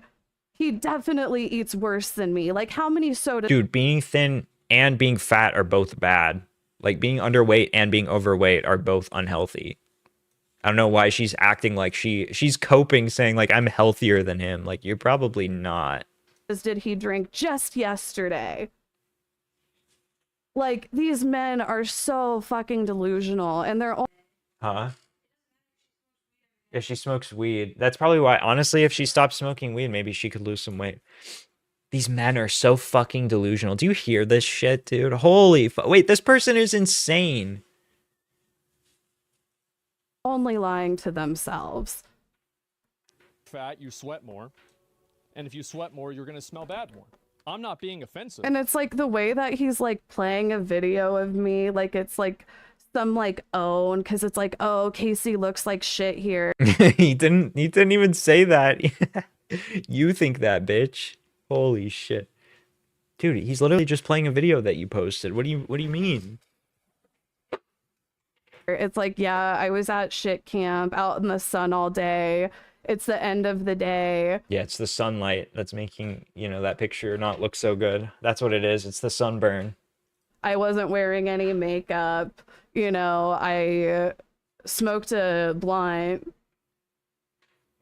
Like, oh no. She talks like she's like stumbling over her words all the time too. Like she's like she sounds like she's like lazily like leaning into the next word. Like it's like a stoner voice thing. Does that bother you guys as much as it bothers me? When someone talks and you can tell that they're a stoner just by like the way that they talk, I think they smoke too much weed. I have found that to be true. When the weed is affecting your speech patterns, you smoke way too much fucking weed. Oh. Hating men, but they're all you think about. Quite the paradox. What the fuck are you talking about, you moron? Just because I'm defending myself doesn't mean that You're defending yourself for 2 hours at least out of your 5-hour stream. I'm like what are you talking about? I'm just talking about my haters and people criticizing me for like half my entire stream. I'm not obsessed. I'm not obsessed. I'm just making an observation. And Kaceytron, she even goes farther. I saw this. Somebody sent this to me. Kaceytron even liked a tweet that is accusing me of indirectly killing my mom. That tweet, it says, thankfully XQC's lifestyle hasn't led directly to the death of one of his parents yet, so he has that going for him over Asmon at least. I'll admit, I did like that tweet, and I have a lack of respect for Asmon Gold after letting his mom with COPD live in those sort of conditions. That was not me trashing on his mom, talking shit on his mom, or anything. Dude, this is crazy. She's just talking about this all day. What does she talk about at the end of her stream? You know, like, not conventionally attractive. Okay, so she doesn't talk about this the entire 'Cause they're time, but mad. isn't this like more than half of the stream at this point? No, let's see. Half of the stream would be Like, I've been logging 2:30. under Okay, so a little less than half of the stream, she's talking about this drama. That's crazy. Way out of their depth.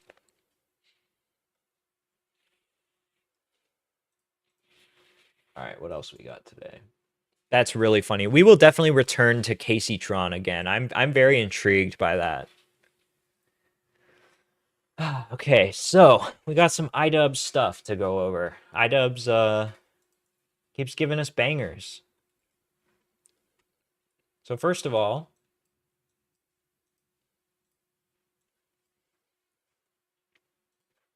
Anissa is going to get face tattoos.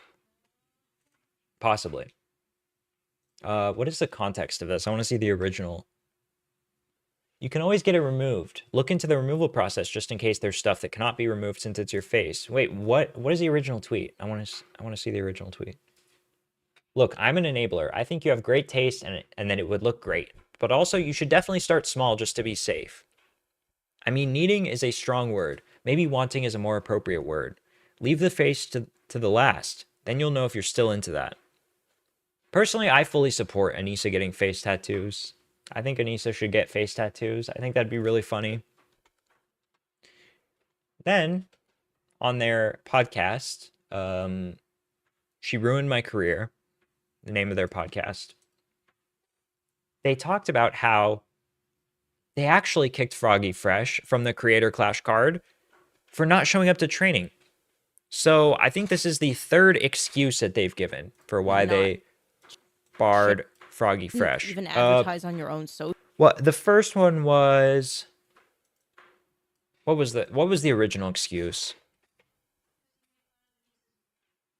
No, I don't think they ever claimed that. I don't think they ever claimed that it was because of the mom.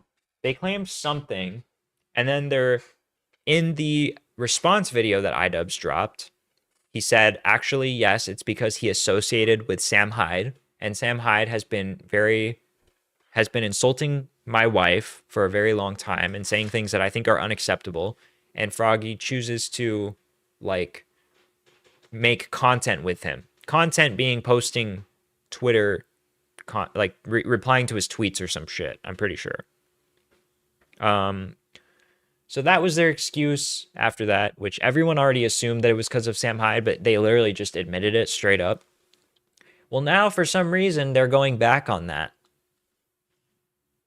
Socials. Yeah. Even just for your own Yeah, sake. I was like, I don't want to fucking tweet anything. Yeah. These fuckers are gonna like just constantly like ream me Yeah. over this decision that was very fucking justified. Yeah. Which and it had nothing to do with like the OnlyFans comment. Yeah. Which still like oh yeah, there's Had nothing to do with the OnlyFans comment. So Froggy Fresh, if you guys don't remember, Froggy Fresh basically made a joke about if I lose my fight, I'm going to subscribe to Anissa's OnlyFans. And then Anissa's mom, I think, got into beef with him on Twitter over that joke. And then he found out he was dropped from the Creator Clash card. And people were like, I think they were just looking for an excuse to drop him because he's worked with, he got trained by Sam Hyde and he hung out with Sam Hyde.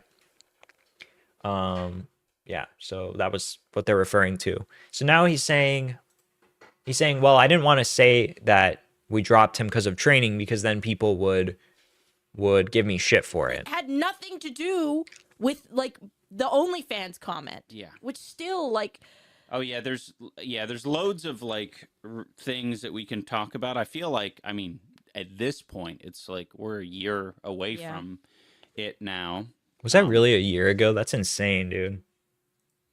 it's just crazy. Yeah, there's still so much to that whole thing. Yeah. That people don't know. I And I'm know. like, I want to respect, a lot of the people that we talk to, coaches primarily. Yeah.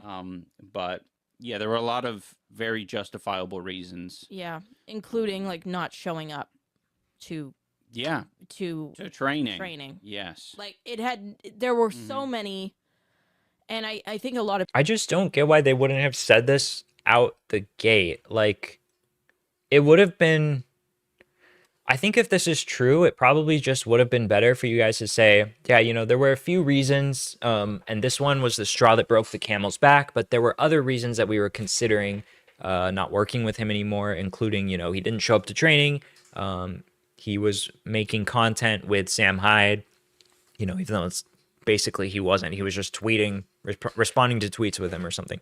But they could have given multiple reasons, but instead they just chose to stick to the he worked with Sam Hyde The thing. people banked on us being It just feels weird that they're backtracking on this now. fair and not Or like adding on to it. Like, why are they adding on to it? sharing Yeah. everything. Yeah, and that is exactly what happened. Things about them, but that wasn't until after he was already dropped. Oh, right. Yeah. Yeah, he was like really frustrated after they dropped him and he was like shitting on them. And they were like, well, look, he's being disrespectful to us. And it's like, yeah, but that has nothing to do with why you dropped him because he didn't start like shitting on you until after.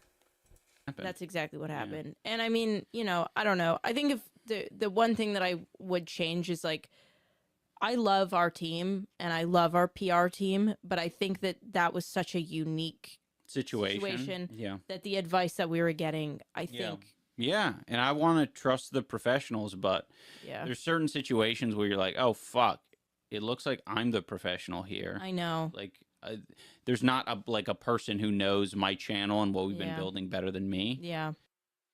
So they just wait, does that mean that they're ignoring the advice of people around them saying don't drop him? And they were like, well, it feels like I'm the only one capable of making a professional decision like that. We have to drop him. We have to drop him because it doesn't correspond with our brand image of Creator Clash. That's crazy. Yeah, I would like to hear them elaborate on that. I think they wait, I don't want to say this actually. I don't actually know.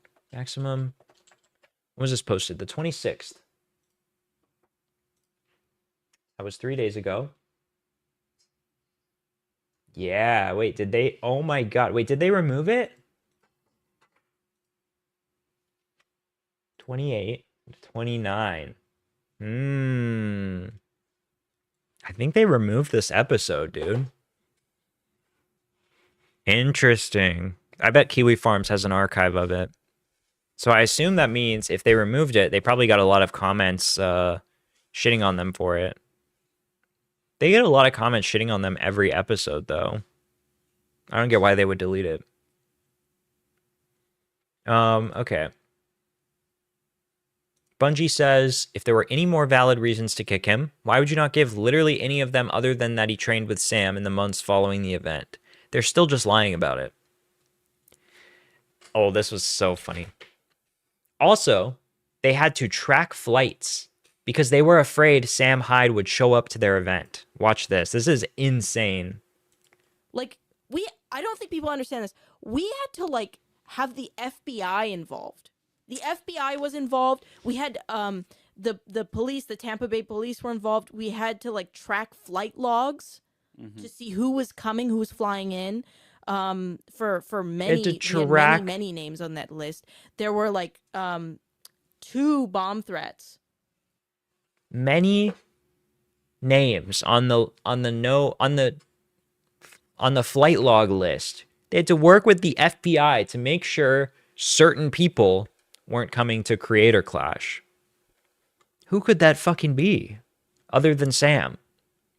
Unless they're literally alluding to like terroristic threats, like people who are violent that they were afraid are going to like attack their convention or something. We had 2 bomb threats. And because we had the I don't think people understand this. Wait, did Anissa? Was Anissa the one who brought this up too? Fucking tweet anything. Yeah. Oh yeah, there's loads of like things that we can talk about. Interesting. We had to like. Do you think iDubbbz wants her to talk about this? I don't know. Maybe he's fine with it.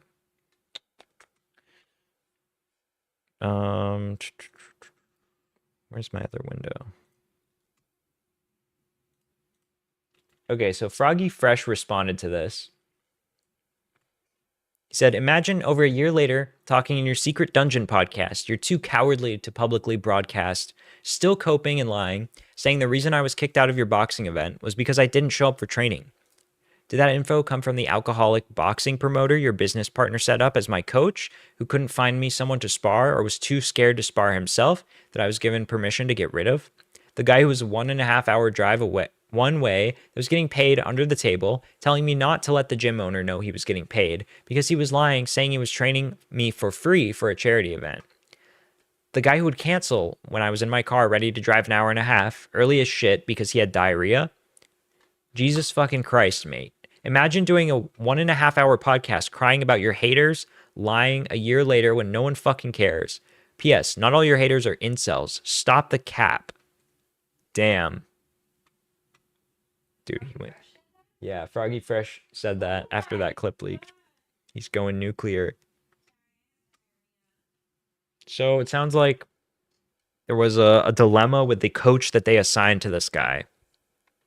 My real trainer, Coach SCBA, knows I was always there on time for every practice and could actually get me legit sparring partners and was ready to corner me.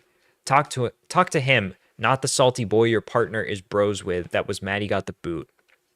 I'm just going to pray for both of them. Obviously, severely unhappy people to dwell and lie about something that happened over a year ago and seethe to the small audience of enablers who pay to actually have a parasocial relationship with these people. Okay, so this is a private podcast. So they didn't delete anything from Maximum Damage. This is like a supporters only podcast. I just won't be slandered. Where is it? I just won't be slandered that I didn't train when those closest to me in my life know what I did and how seriously I took this, including trying my hardest to promote it. No, it's nowhere close to the work real boxers put in, since some of them practically do live in the gym since they were young men and risk everything for not a lot with little to no praise. Just quit lying, talking about haters all the time, touch some grass, work out, you might find some joy. Damn. Dude, he fucking owned them. After paying $5 to listen to an hour and a half of complaining about haters, some ambiguous lawsuit stuff, lying about me, still coping about their personal monster that lives under the bed, I do feel bad for these two. Seriously. I was mad at first, but now I'm just sad. They have some personal demons, even if they are mostly self-inflicted. Best of wishes to them. Just let them live in the delusion bubble that they're always victims, and everyone else is a sexless meanie. There's no nuance. These are very black and white people who I really don't believe are even aware of their own levels of disrespect shown to others, and someone can't stand not being the smartest person in the room. Good night. Damn. That's awesome. Wow, he fucking destroyed them, dude.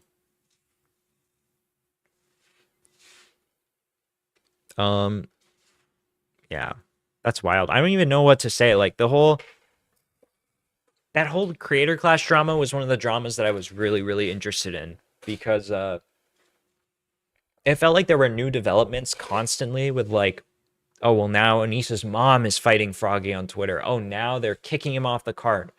Oh, now they're saying it's because of this. Oh, now they're saying it's because of Sam Hyde. Oh, he just dropped his video.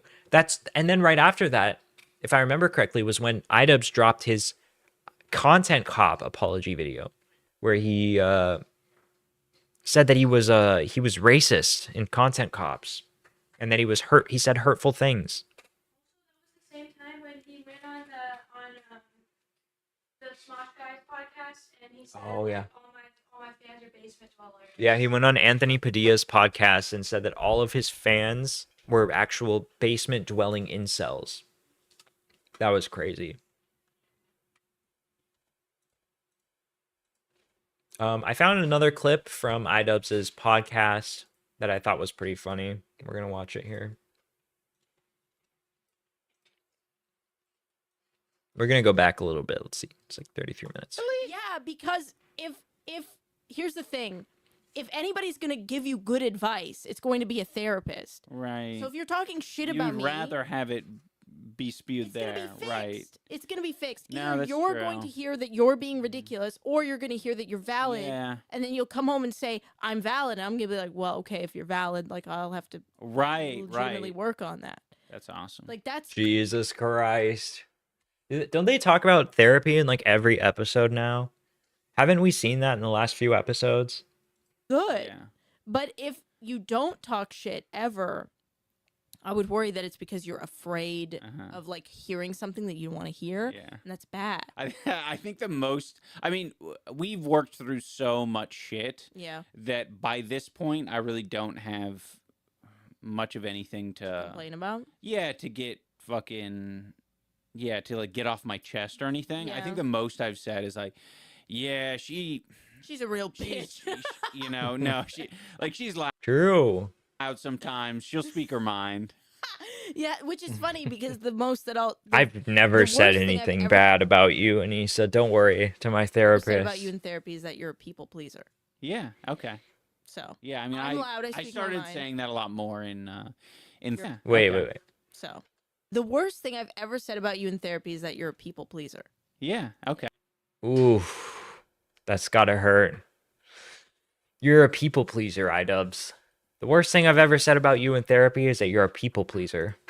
So Yeah, I mean, I'm loud, I I speak my started mind. saying that a lot more in You're a therapy people this pleaser. last session. I Yeah. was like, Is he a people pleaser? Was he always a people pleaser? I find it really hard to imagine him in like 2016, 2017 being a people pleaser. That is not how I would describe him. To be fair though, all we knew him through was his videos. So maybe in real life he was just a completely different person. But he definitely did not give off that energy at all. If it was all an act, he was like the most convincing actor ever. yeah, I'm sure. Huh? She's giving him severe trauma. Yeah, I don't know what the deal is with this, but like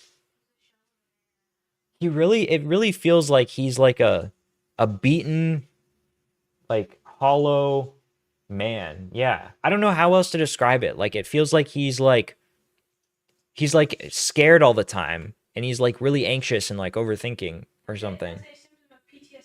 PTSD? Yeah.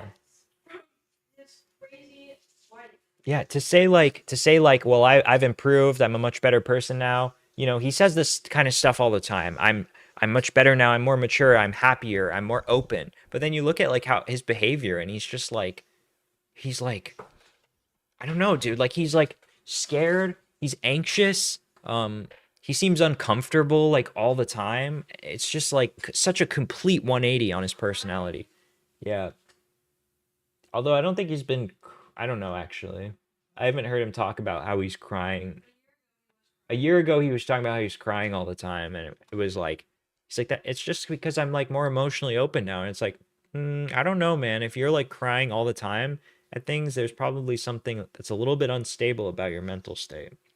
Just a guess. Starting to like identify my people pleasing tendencies and like how that fucking gets me into trouble and fucks with other people's lives. Interesting though, because sometimes you're the opposite of a people pleaser, like with your parents. Yeah. Or even with me. Sometimes you're not. You're very pick and choosy though. Sometimes you'll like find a hill to die on and you will die on it so hard that you'll bring yourself back to life to die on it again. But sometimes you won't even say that you're upset about something that you really care about. Yeah. So I don't really know what's going on. Interesting. But I used to think that you weren't a people pleaser at all because you would I wasn't really pleasing. advocate. Well, you Yeah, would for really myself. advocate for yourself. Yeah. Sometimes, like in your career, you would heavily advocate for yourself. Yeah. But then when it came to like what we wanted to do or like when I was feeling bad or having feelings, you wouldn't advocate for your feelings. So it's like very specific. Dude, like, does he want to talk about this? Does he really want to talk about this? He's like, okay, yeah. He seems so unamused. Yeah, I just need to tap into my feelings a little bit more. I need to Be like, I'm feeling like you're being a beep. Yeah.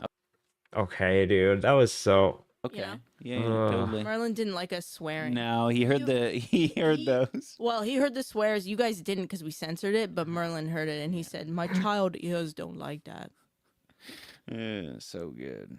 Yeah, no, that's the most I've said about. I think is people. Yeah, that's fair. Oh man. Yeah. So what? This guy's hot. He's cooking me. But isn't this gonna do something to my freaking? Anyways, yeah, they just keep doing this like therapy talk and like talking about their emotional journey all the time, and it's like, I don't know, dude. Is this really what people want to hear from them? Like, do people really want to like listen to you describe your therapy journey and your like emotional regulation? I just feel like it's so fucking boring, especially talking about it this much, like all the time. it almost feels like when people in general, like a lot of their identity revolves around like their therapy sessions and getting better. It almost makes you question, like, are you really any better? Are you really like, are you actually like happier? Or are you just like, I don't know. Do you just like to feel what's the word? Like, do you just like to express that you're like working on yourself? You know what I mean? Do these two actually go outside and do stuff? Yeah, I don't know. I assume they probably do, but they live in well, I actually don't know if they. No, they don't live in LA anymore. They live somewhere else. I'm not gonna say where. I think. Wait. Yeah, I don't know. They definitely their entire personalities changed when they moved to LA. That was wild. A lot of people think that the Creator Clash stuff was basically an attempt for them to get like an in with a lot of the normie streamers like Hassan, or like the OTK people and stuff. Like a lot of people think that they were trying to build connections with these like more brand safe creators, because after iDubbbz decided that he didn't want to do content cop anymore, and I guess decided that he didn't want to do these documentaries anymore, which were pretty good, and I hope that he goes back to doing that at least. They started like just trying to network with normie streamers. Such a weird business tactic. Like, I feel like they don't bring anything to the table in that world. You know what I mean? Like, it feels like it's more like we just want to know these streamers that we like, more so than like trying to make content. You know what I mean? It's gonna do Sperm something count? nice for your skin. I think it's gonna lower my sperm This is count. actually a good segue into something that I. He's cooking my testicles. That was a good joke. I'm sorry. I was so We one get track it. We get minded. it. I was trying to. Okay. Yeah, we're not gonna watch any more of this. I'll look through it and see if there's anything else. I just literally skipped to like a random segment and I found that little soundbite. I had to watch it. So the Lol Cow podcast has been falling apart at the seams. So a couple weeks ago, they fired their editor, Connor, because of Keemstar, essentially. So Connor made a docket for one of their live streams. Their editor made a docket for one of their live streams, which is outside of his job description already. And Keemstar deleted a couple of the things from the docket. And then they went on live stream, and instead of going over the topics on the docket, Keemstar complained about the docket the entire time. So he made a stream where he was just basically saying Connor made the worst docket ever. There's nothing to talk about, even though Connor linked a bunch of Reddit threads and like things to go over that they could talk about with the Lol Cows, right? So Connor went on Boblax's stream to basically talk about this and air his grievances a little bit. And he just said, yeah, it's really stupid. Keemstar like fucked up the content. He made all of the content just complaining about my docket, and like he basically just made it all about like how bad his docket was, right? And Keemstar actually then called in to Boblax's stream and had an argument with Connor. He ended up firing him as the editor of Lol Cow Podcast. And then Keemstar brought in one of his editors from Skyfire News, which is like Keemstar's UFO thing. I have no idea why Keemstar has a UFO news channel or whatever, but he does. So they brought in this guy, and then Keemstar started talking about how much better this new editor was and how he actually does everything that he wants. Well, then suddenly, a few days later, help wanted, new editor. So something happened. The editor either quit or was fired. So after firing their editor that was willing to do extra work outside of his job description and stuff, that people generally liked this guy as the editor. He did like a fine job. There was a little slip up that he had in January where he didn't make enough shorts one of the weeks because he felt like he wasn't getting enough content sent to him or something, but he fixed that. But this whole like fight that he had with Keemstar was enough to get him fired from being the editor. And then after having this new editor for less than like a week, something happened and this other guy quit. So now they're looking for another new editor. I'm very curious to find out what happened here. I hope that they talk about it. Although I don't know if we can rely on Keemstar necessarily to tell the story accurately. I love Keemstar, but Keemstar is definitely, he seems like a hard person to work with. Multiple people have attested to that. I mean, Chris the Narc was his producer, like on the Keemstar show, and he had similar experiences to Connor, where he was expected to do certain things and to read Keemstar's mind in certain ways. And Keemstar would get mad if he didn't necessarily like read his mind. Yeah, they both said that Keemstar is a hard person to work with. And I could totally see that. Lolcow Show also was planning a live event in Texas where they were going to have, you know, one of those little conventions where you get to meet some internet people and talk to them and watch them do a panel or something. Well, I think either Wings backed out of it, saying that he didn't have enough money to travel. And then, like the next day, it got canceled. But apparently Boogie is still attending by himself. So this whole podcast is like starting to just unravel completely. It's just starting to fall apart. It's pretty interesting to see. This podcast started out really strong, and it's just kind of gotten stale. I'm not even, am I subscribed to it still? Lolcow Live. I'm not even subscribed anymore. How much did these get? 35K, 28K. So not bad. Decent views. Oompaville was on. Cyrax. Chud Logic was on. Wait, was he? Or See, Boogie, if you had like the full set of amiibos. no, Cyrax flaked on them apparently. Cyrax was gonna be on, but then flaked. But anyways, I just find the show to be pretty uninteresting nowadays. Like, it feels like something called like the Lolcow podcast would have a lot to talk about in terms of like the Lolcow world. I mean, literally all you have to do is just go on the homepage of Kiwi Farms and look at like some of the threads and see what's happening with certain Lolcows. You could even hire someone to do that for you and give you stuff to talk about, like Lolcow news. But they don't do that at all. They just talk about like, it's basically just two Lolcows and then Tommy C just like shooting the shit and talking about current events. So there's nothing really Lolcow about the show, like other than the people that are directly involved. But they don't do anything to make it, to cater it to like the audience that is interested in Lolcows. You know what I mean? There's a reason why Josh Moon won't go on the show. Part of it I think is Keemstar. The other part of it, he just thinks the show is boring, I'm pretty sure. Yeah. Oh, this was funny. Speaking of Josh Moon.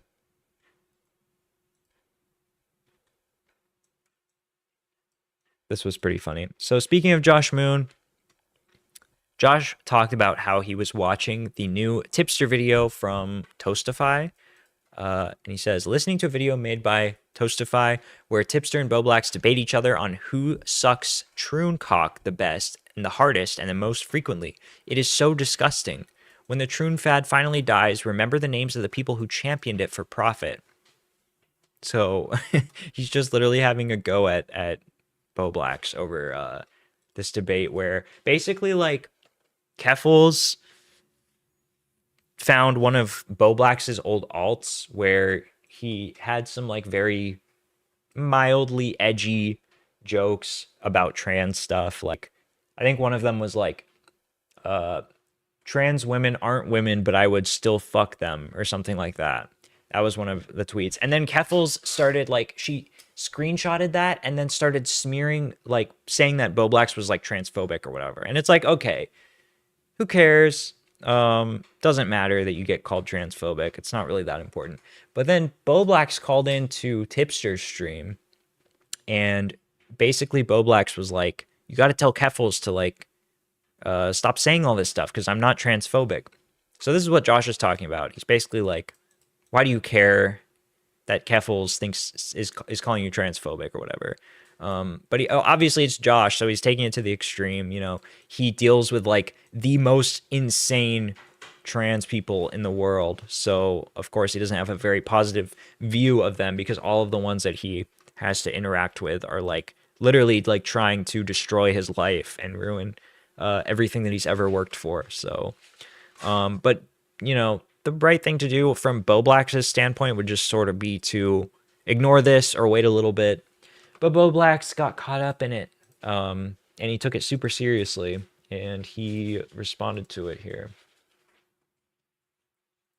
Where'd my docket go? Oh, here we go. Why are you disgusted that I don't hate all trans people? Lamau, you're weird as fuck, man. Like, okay, come on. It's Josh Moon. It's Josh Moon. I love Bo Blacks. But yeah, this this is accurate. Kiwi Farms after I quote retweet Josh Moon. 308 Negro Royal Lane, Albuquerque, New Mexico. That's a pretty good meme. He kind of saved it a little bit. He kind of saved it. Let's see. What else? Did he say something else?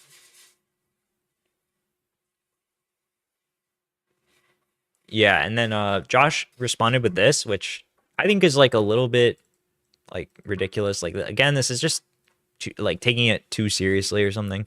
It's like Bo Blacks is like kind of the average YouTuber when it comes to like trans stuff. In fact, he's probably a little bit more like reasonable and in the sense that he doesn't care about like jokes and stuff. Like, he is fine with edgy jokes. He doesn't care about saying slurs or anything like that. He's just like himself personally, like sort of pro-trans, I guess. And Josh says, you live your life on your knees, calling men and drag women, paying literal lip service to sex pests. When you wipe off your lips, you look up to Neil Mohan, I don't know who this is, to make sure he's happy. You are a slave. When you speak, it churns my stomach. Your life is wasted, and I pity you. Okay. Again, I like Josh Moon too, but this is like way too it's like way too serious. You know what I mean? Like, it's not this serious. And then Josh responded to this. He had a pretty good comeback to this. He said, bro just gave me a whole cartoon villain speech over not hating trans people. Yeah, cartoon villain speech is pretty accurate. Your life is wasted. You're a slave, and I pity you. Yeah. I think one thing is like when Josh says stuff like this, you'll see him type something out like this on social media, and then he'll talk about it on stream, and he'll sound like much more normal and like reasonable. But I think just the way that he types sometimes sounds very, very intense. I don't even really disagree necessarily with Josh Moon's like sentiment, but I think it was like kind of weird that he singled out like Bo Blacks of all people, especially that he like had a back and forth with him. But Bo Blacks' responses kind of were, the first response especially was like a little bit cringe too. Why are you disgusted that I don't hate all trans people? Yeah, I don't know. Who else had beef with Bo Blacks? Oh, we already went over that other beef with Bo Blacks where he was like, people thought he was defending King of Nothing. Daniel Larson. I don't know how people keep track of all of Daniel Larson's accounts. But Daniel Larson, is this like his YouTube account? Yeah. I just tried heroin for the first time, and I felt Jesus. The decline from lolcow to junkie is a rapid one. At least he's not doing bath salts and trying to bite people. True. So, I guess, like, Daniel Larson might have tried heroin? Who knows, dude? Yeah, he does look like he does drugs, but he definitely, like, is already in a drugged out state just naturally. Like, he's completely off the rails.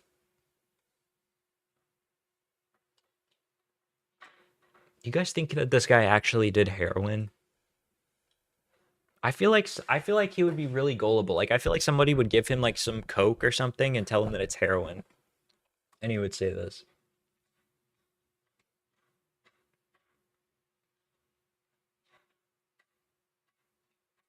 Interesting. Who is Bowser? Wait. Who's this Bowser guy that they were talking about? White Bowser. White Bowser. Who is that? Let me see if I can find it on the farms.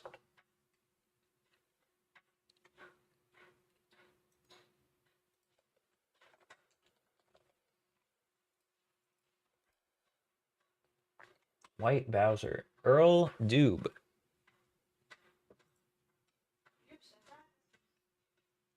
Oh, is that his fucking real name? Dang it. Yeah, I should probably delete the stream. Dang it.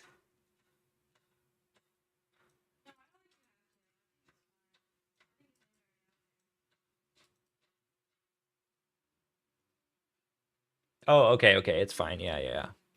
He's known. He's known. Yeah, no, one of his usernames is literally his full name, so it's fine. What the fuck is this? Okay. Was first noticed by the online communities belonging to the YouTubers. He was a member of Smokey's now defunct Discord server where he got into an argument with the Discord's alphabet people. Smokey banned Bowser from the server, but the story doesn't end there. A buddy troll informed Bowser that Smokey, MCC, other notorious lolcow Cyrax, and Cyrax's top troll, Music Biz Marty, were all in a content farm together.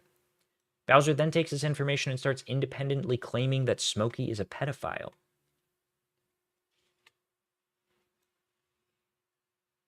You think he actually did? Yeah, I could see it, honestly. Do you guys think that his mental state would improve or worsen with doing heroin? I feel like Daniel Larson is already so fucked that, like, I don't even know if it would make him any worse.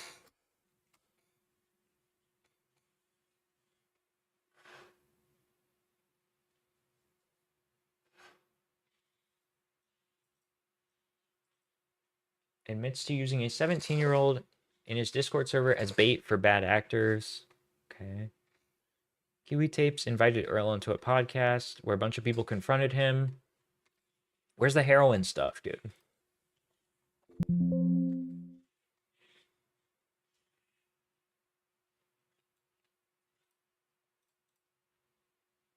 I can't find anything about this guy doing heroin. I'm not sure what the deal is with that. This guy doesn't seem like that interesting of a lolcow. He only has 80 pages.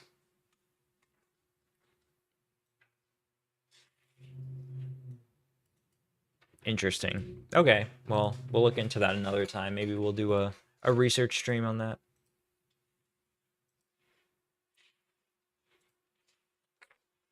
This was crazy.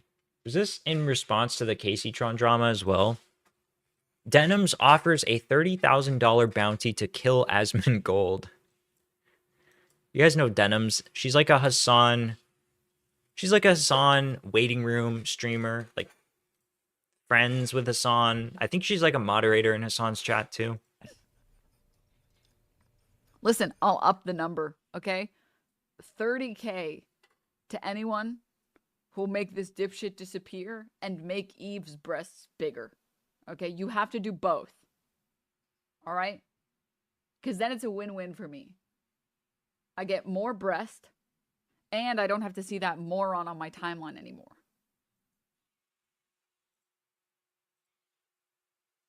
$30K bounty. I should probably mention that she's joking. Yeah, she seems like she's joking. Ethan shits on Denims for yet another horrible take. Oh yeah, this was all of his Denims threads. Okay.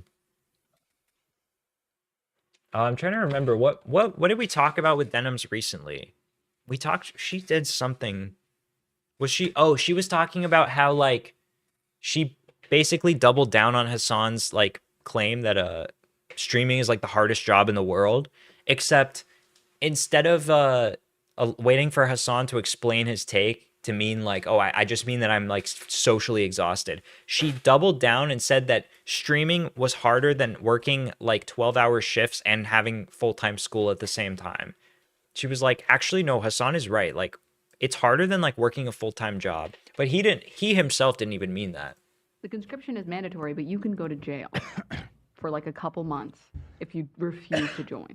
There have been lots of people who have protested their government by doing so. And I get that that's a big sacrifice to ask of the Israeli people that live there, but I'm just personally not a fan of you know, I had to do it, I was forced to do it. I feel like you start getting really close to like Nuremberg trial type shit there. So she's trying to compare anyone drafted into the IDF mandatory conscription to being a fucking Nazi. Now, if you need an update on the Nuremberg trials, and I'm not gonna be super mean, okay? I'm gonna be charitable to her. But okay, so that was bad take number 1. Let's see. Bad take number 2. As someone who has worked 12-hour shifts with a 4-hour commute while going to school full-time, streaming is easily the hardest job I've had.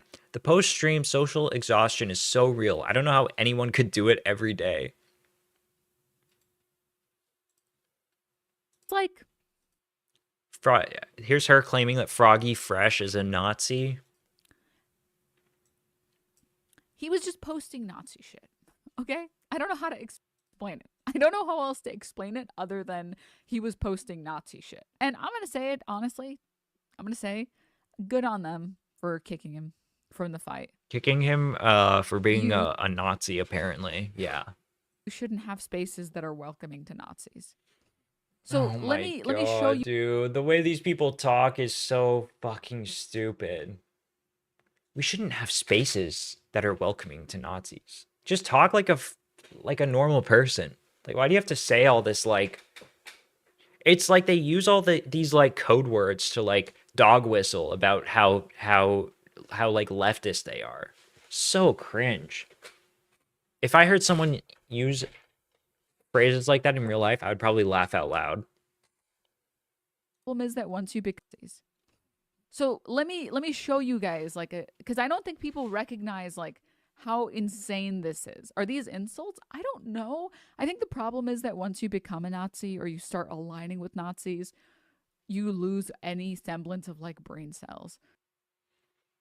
Streamers have one of the hardest jobs in Western capitalist society today. Well, luckily for her, when they have the socialist revolution, she could work in the oil fields. That would be a pretty good. I feel like that, you know, why wouldn't she do that? It'd be easier. She could be a coal miner. That'd be a cool job for her. She would love that.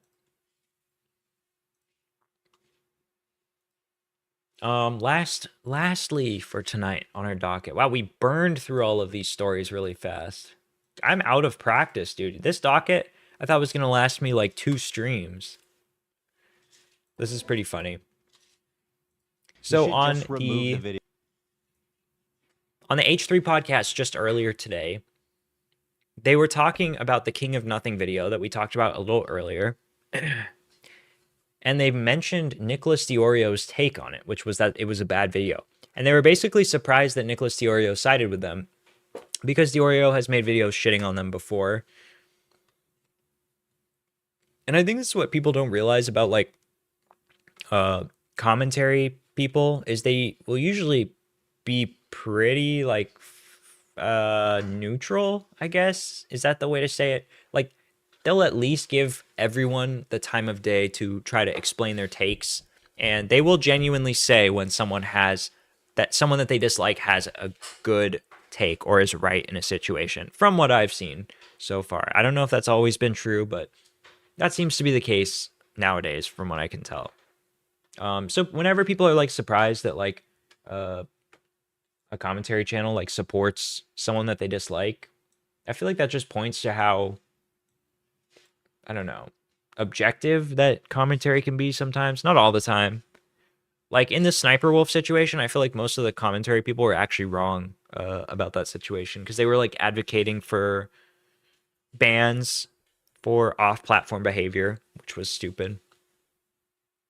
But for the most part, I feel like commentary people are very neutral and fair. I'm frankly embarrassed to be shouted out in the description. They're mean. They're mean. I think that's where people get confused is they'll say mean shit and they'll be brutal, but like they'll always give you a fair shake, I feel like. Oh, you've lost. Yeah, Bo Blacks and H3 do have a history. Bo Blacks was like a meme on their. He was like a soundbite on their thing, and then they invited him on for a few podcasts, and then he felt after a while like he was just like one of their clowns where they go, do your trick, and they would make him like do the sound bites live or something. So then he stopped going on. He said that he was gonna. Something happened where he said he was some kind of merch thing and he needed a minimum amount. Oh right. Well, okay. Well, first of all, there was like they were friendly with Bo Blacks, and then Bo Blacks criticized them, and then they were like, "Oh, well, we were friendly. We were trying to be friends with you. Why would you criticize us?" And but he was like, "I'm not just gonna not criticize you because I go on your show." And then they stopped being friends for a little while, and then Bo Blacks launched his like makeshift plushie or something, and he wasn't meeting the MOQ, so Ethan bought out all of the rest of the plushies in order to meet the MOQ. But then when he realized that Bo Blacks had criticized him, he like basically took it back and refunded them. And then Keemstar bought all the Bo Blacks plushies to one up H3. That was funny. Well, my favorite part of that story was that everyone was really mad at H3, and they were like, the whole reason that they were mad at him was not because he did something kind of fucked up, but he was like, Bo Blacks has autism, and you guys took advantage of an autistic person. Wait, H3 said that? His like lefty audience was like, they were mad at him for like. Wait, really? They were like treating him like he was some like injured like puppy like with like severe autism. That's or really something. funny. I don't remember that at all. Yeah. That's awesome. I didn't even know he had. Really? No. I feel like that's like the most common thing that people know about Bo Blacks. Well, I mean, He's like a based autist. Diorio. Nah, well, listen, Diorio, whatever has transpired against us, let us know now that we are, from this moment forward, friends. Best friends. A bridge that could never be torn down connects me to you, my friend. And let it be known that I've always liked you. Underneath anything else I've said. I don't know. There's even more. Lyric's got a shout out too. A Lyric. That's kind of crazy that he got mentioned on H3. So again, I don't know who he is, but shout out. Just finished King of Nothing HG video, and holy shit, is a trip. He 100% calls Ethan racist, homophobic, scammer, and so much more, with the most flimsy evidence that is nowhere near enough to claim any of this. The guy's completely R-worded or malicious. Okay, well.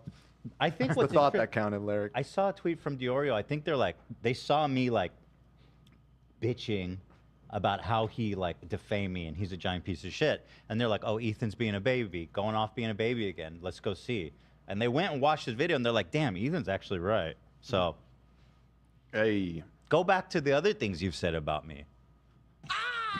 And maybe you'll realize that I was right then too. Now that we're friends. Don't get too ahead of yourself. So no, Ethan, you've been way more based lately. You seem like you have gained the ability to like reason lately. Feels like he was just like for a while just sort of grifting off of like I guess like lefty progressive politics shit a lot. Like when he removed the Jordan Peterson podcast and all that stuff, which had really good interesting conversations between them on it, just because his new audience didn't like Jordan Peterson and thought and called him like a Nazi and stuff. That sort of stuff was like cringe for him to like pander to those people. But I think especially since the Hassan fallout, where he realized that like Hassan was literally like not willing to budge at all on any of his positions, and Ethan was trying really hard to like make concessions and come to some sort of understanding about like the Palestine stuff. He realized that like a lot of his audience were like full-blown like tanky communists, and that a lot of them were crazy. So I feel like he's relaxed on like the pandering stuff, which actually makes him a lot more tolerable, and it makes him like not approach everything ever with political brain rot, which is just kind of refreshing. Seems like he's been on an upswing lately. We love him, guys. It's a new day. It's a new dawn. Hey, it's coming up May here. May's for lovers. Oh, spring, new awakenings. Hmm. Me and Diorio running through fields. I don't know what his top speed is. That sounds nice. He looks healthier too. Am I imagining this? He looks like a lot thinner. Is he on Ozempic? I could see him being on Ozempic. It's probably it's probably a light jog. What's yours? Not high. I'm not. My top speed. I think you guys would be right there. I agree. So what's good? Then we pace each. Anyways, wow, I'm shocked that we got through all that stuff. There is one more thing. The Lex Updog person who originally accused Super Mega of covering up her rape released a follow-up video 9 months later, basically doubling down and refuting a lot of the points that they brought up in their response. Which she's getting ratioed really bad right now.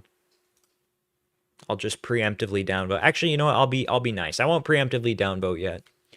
We don't know if it's good or not. I haven't seen this at all. But from what I've heard, people will say this is like a horrible response as shown by the downvotes.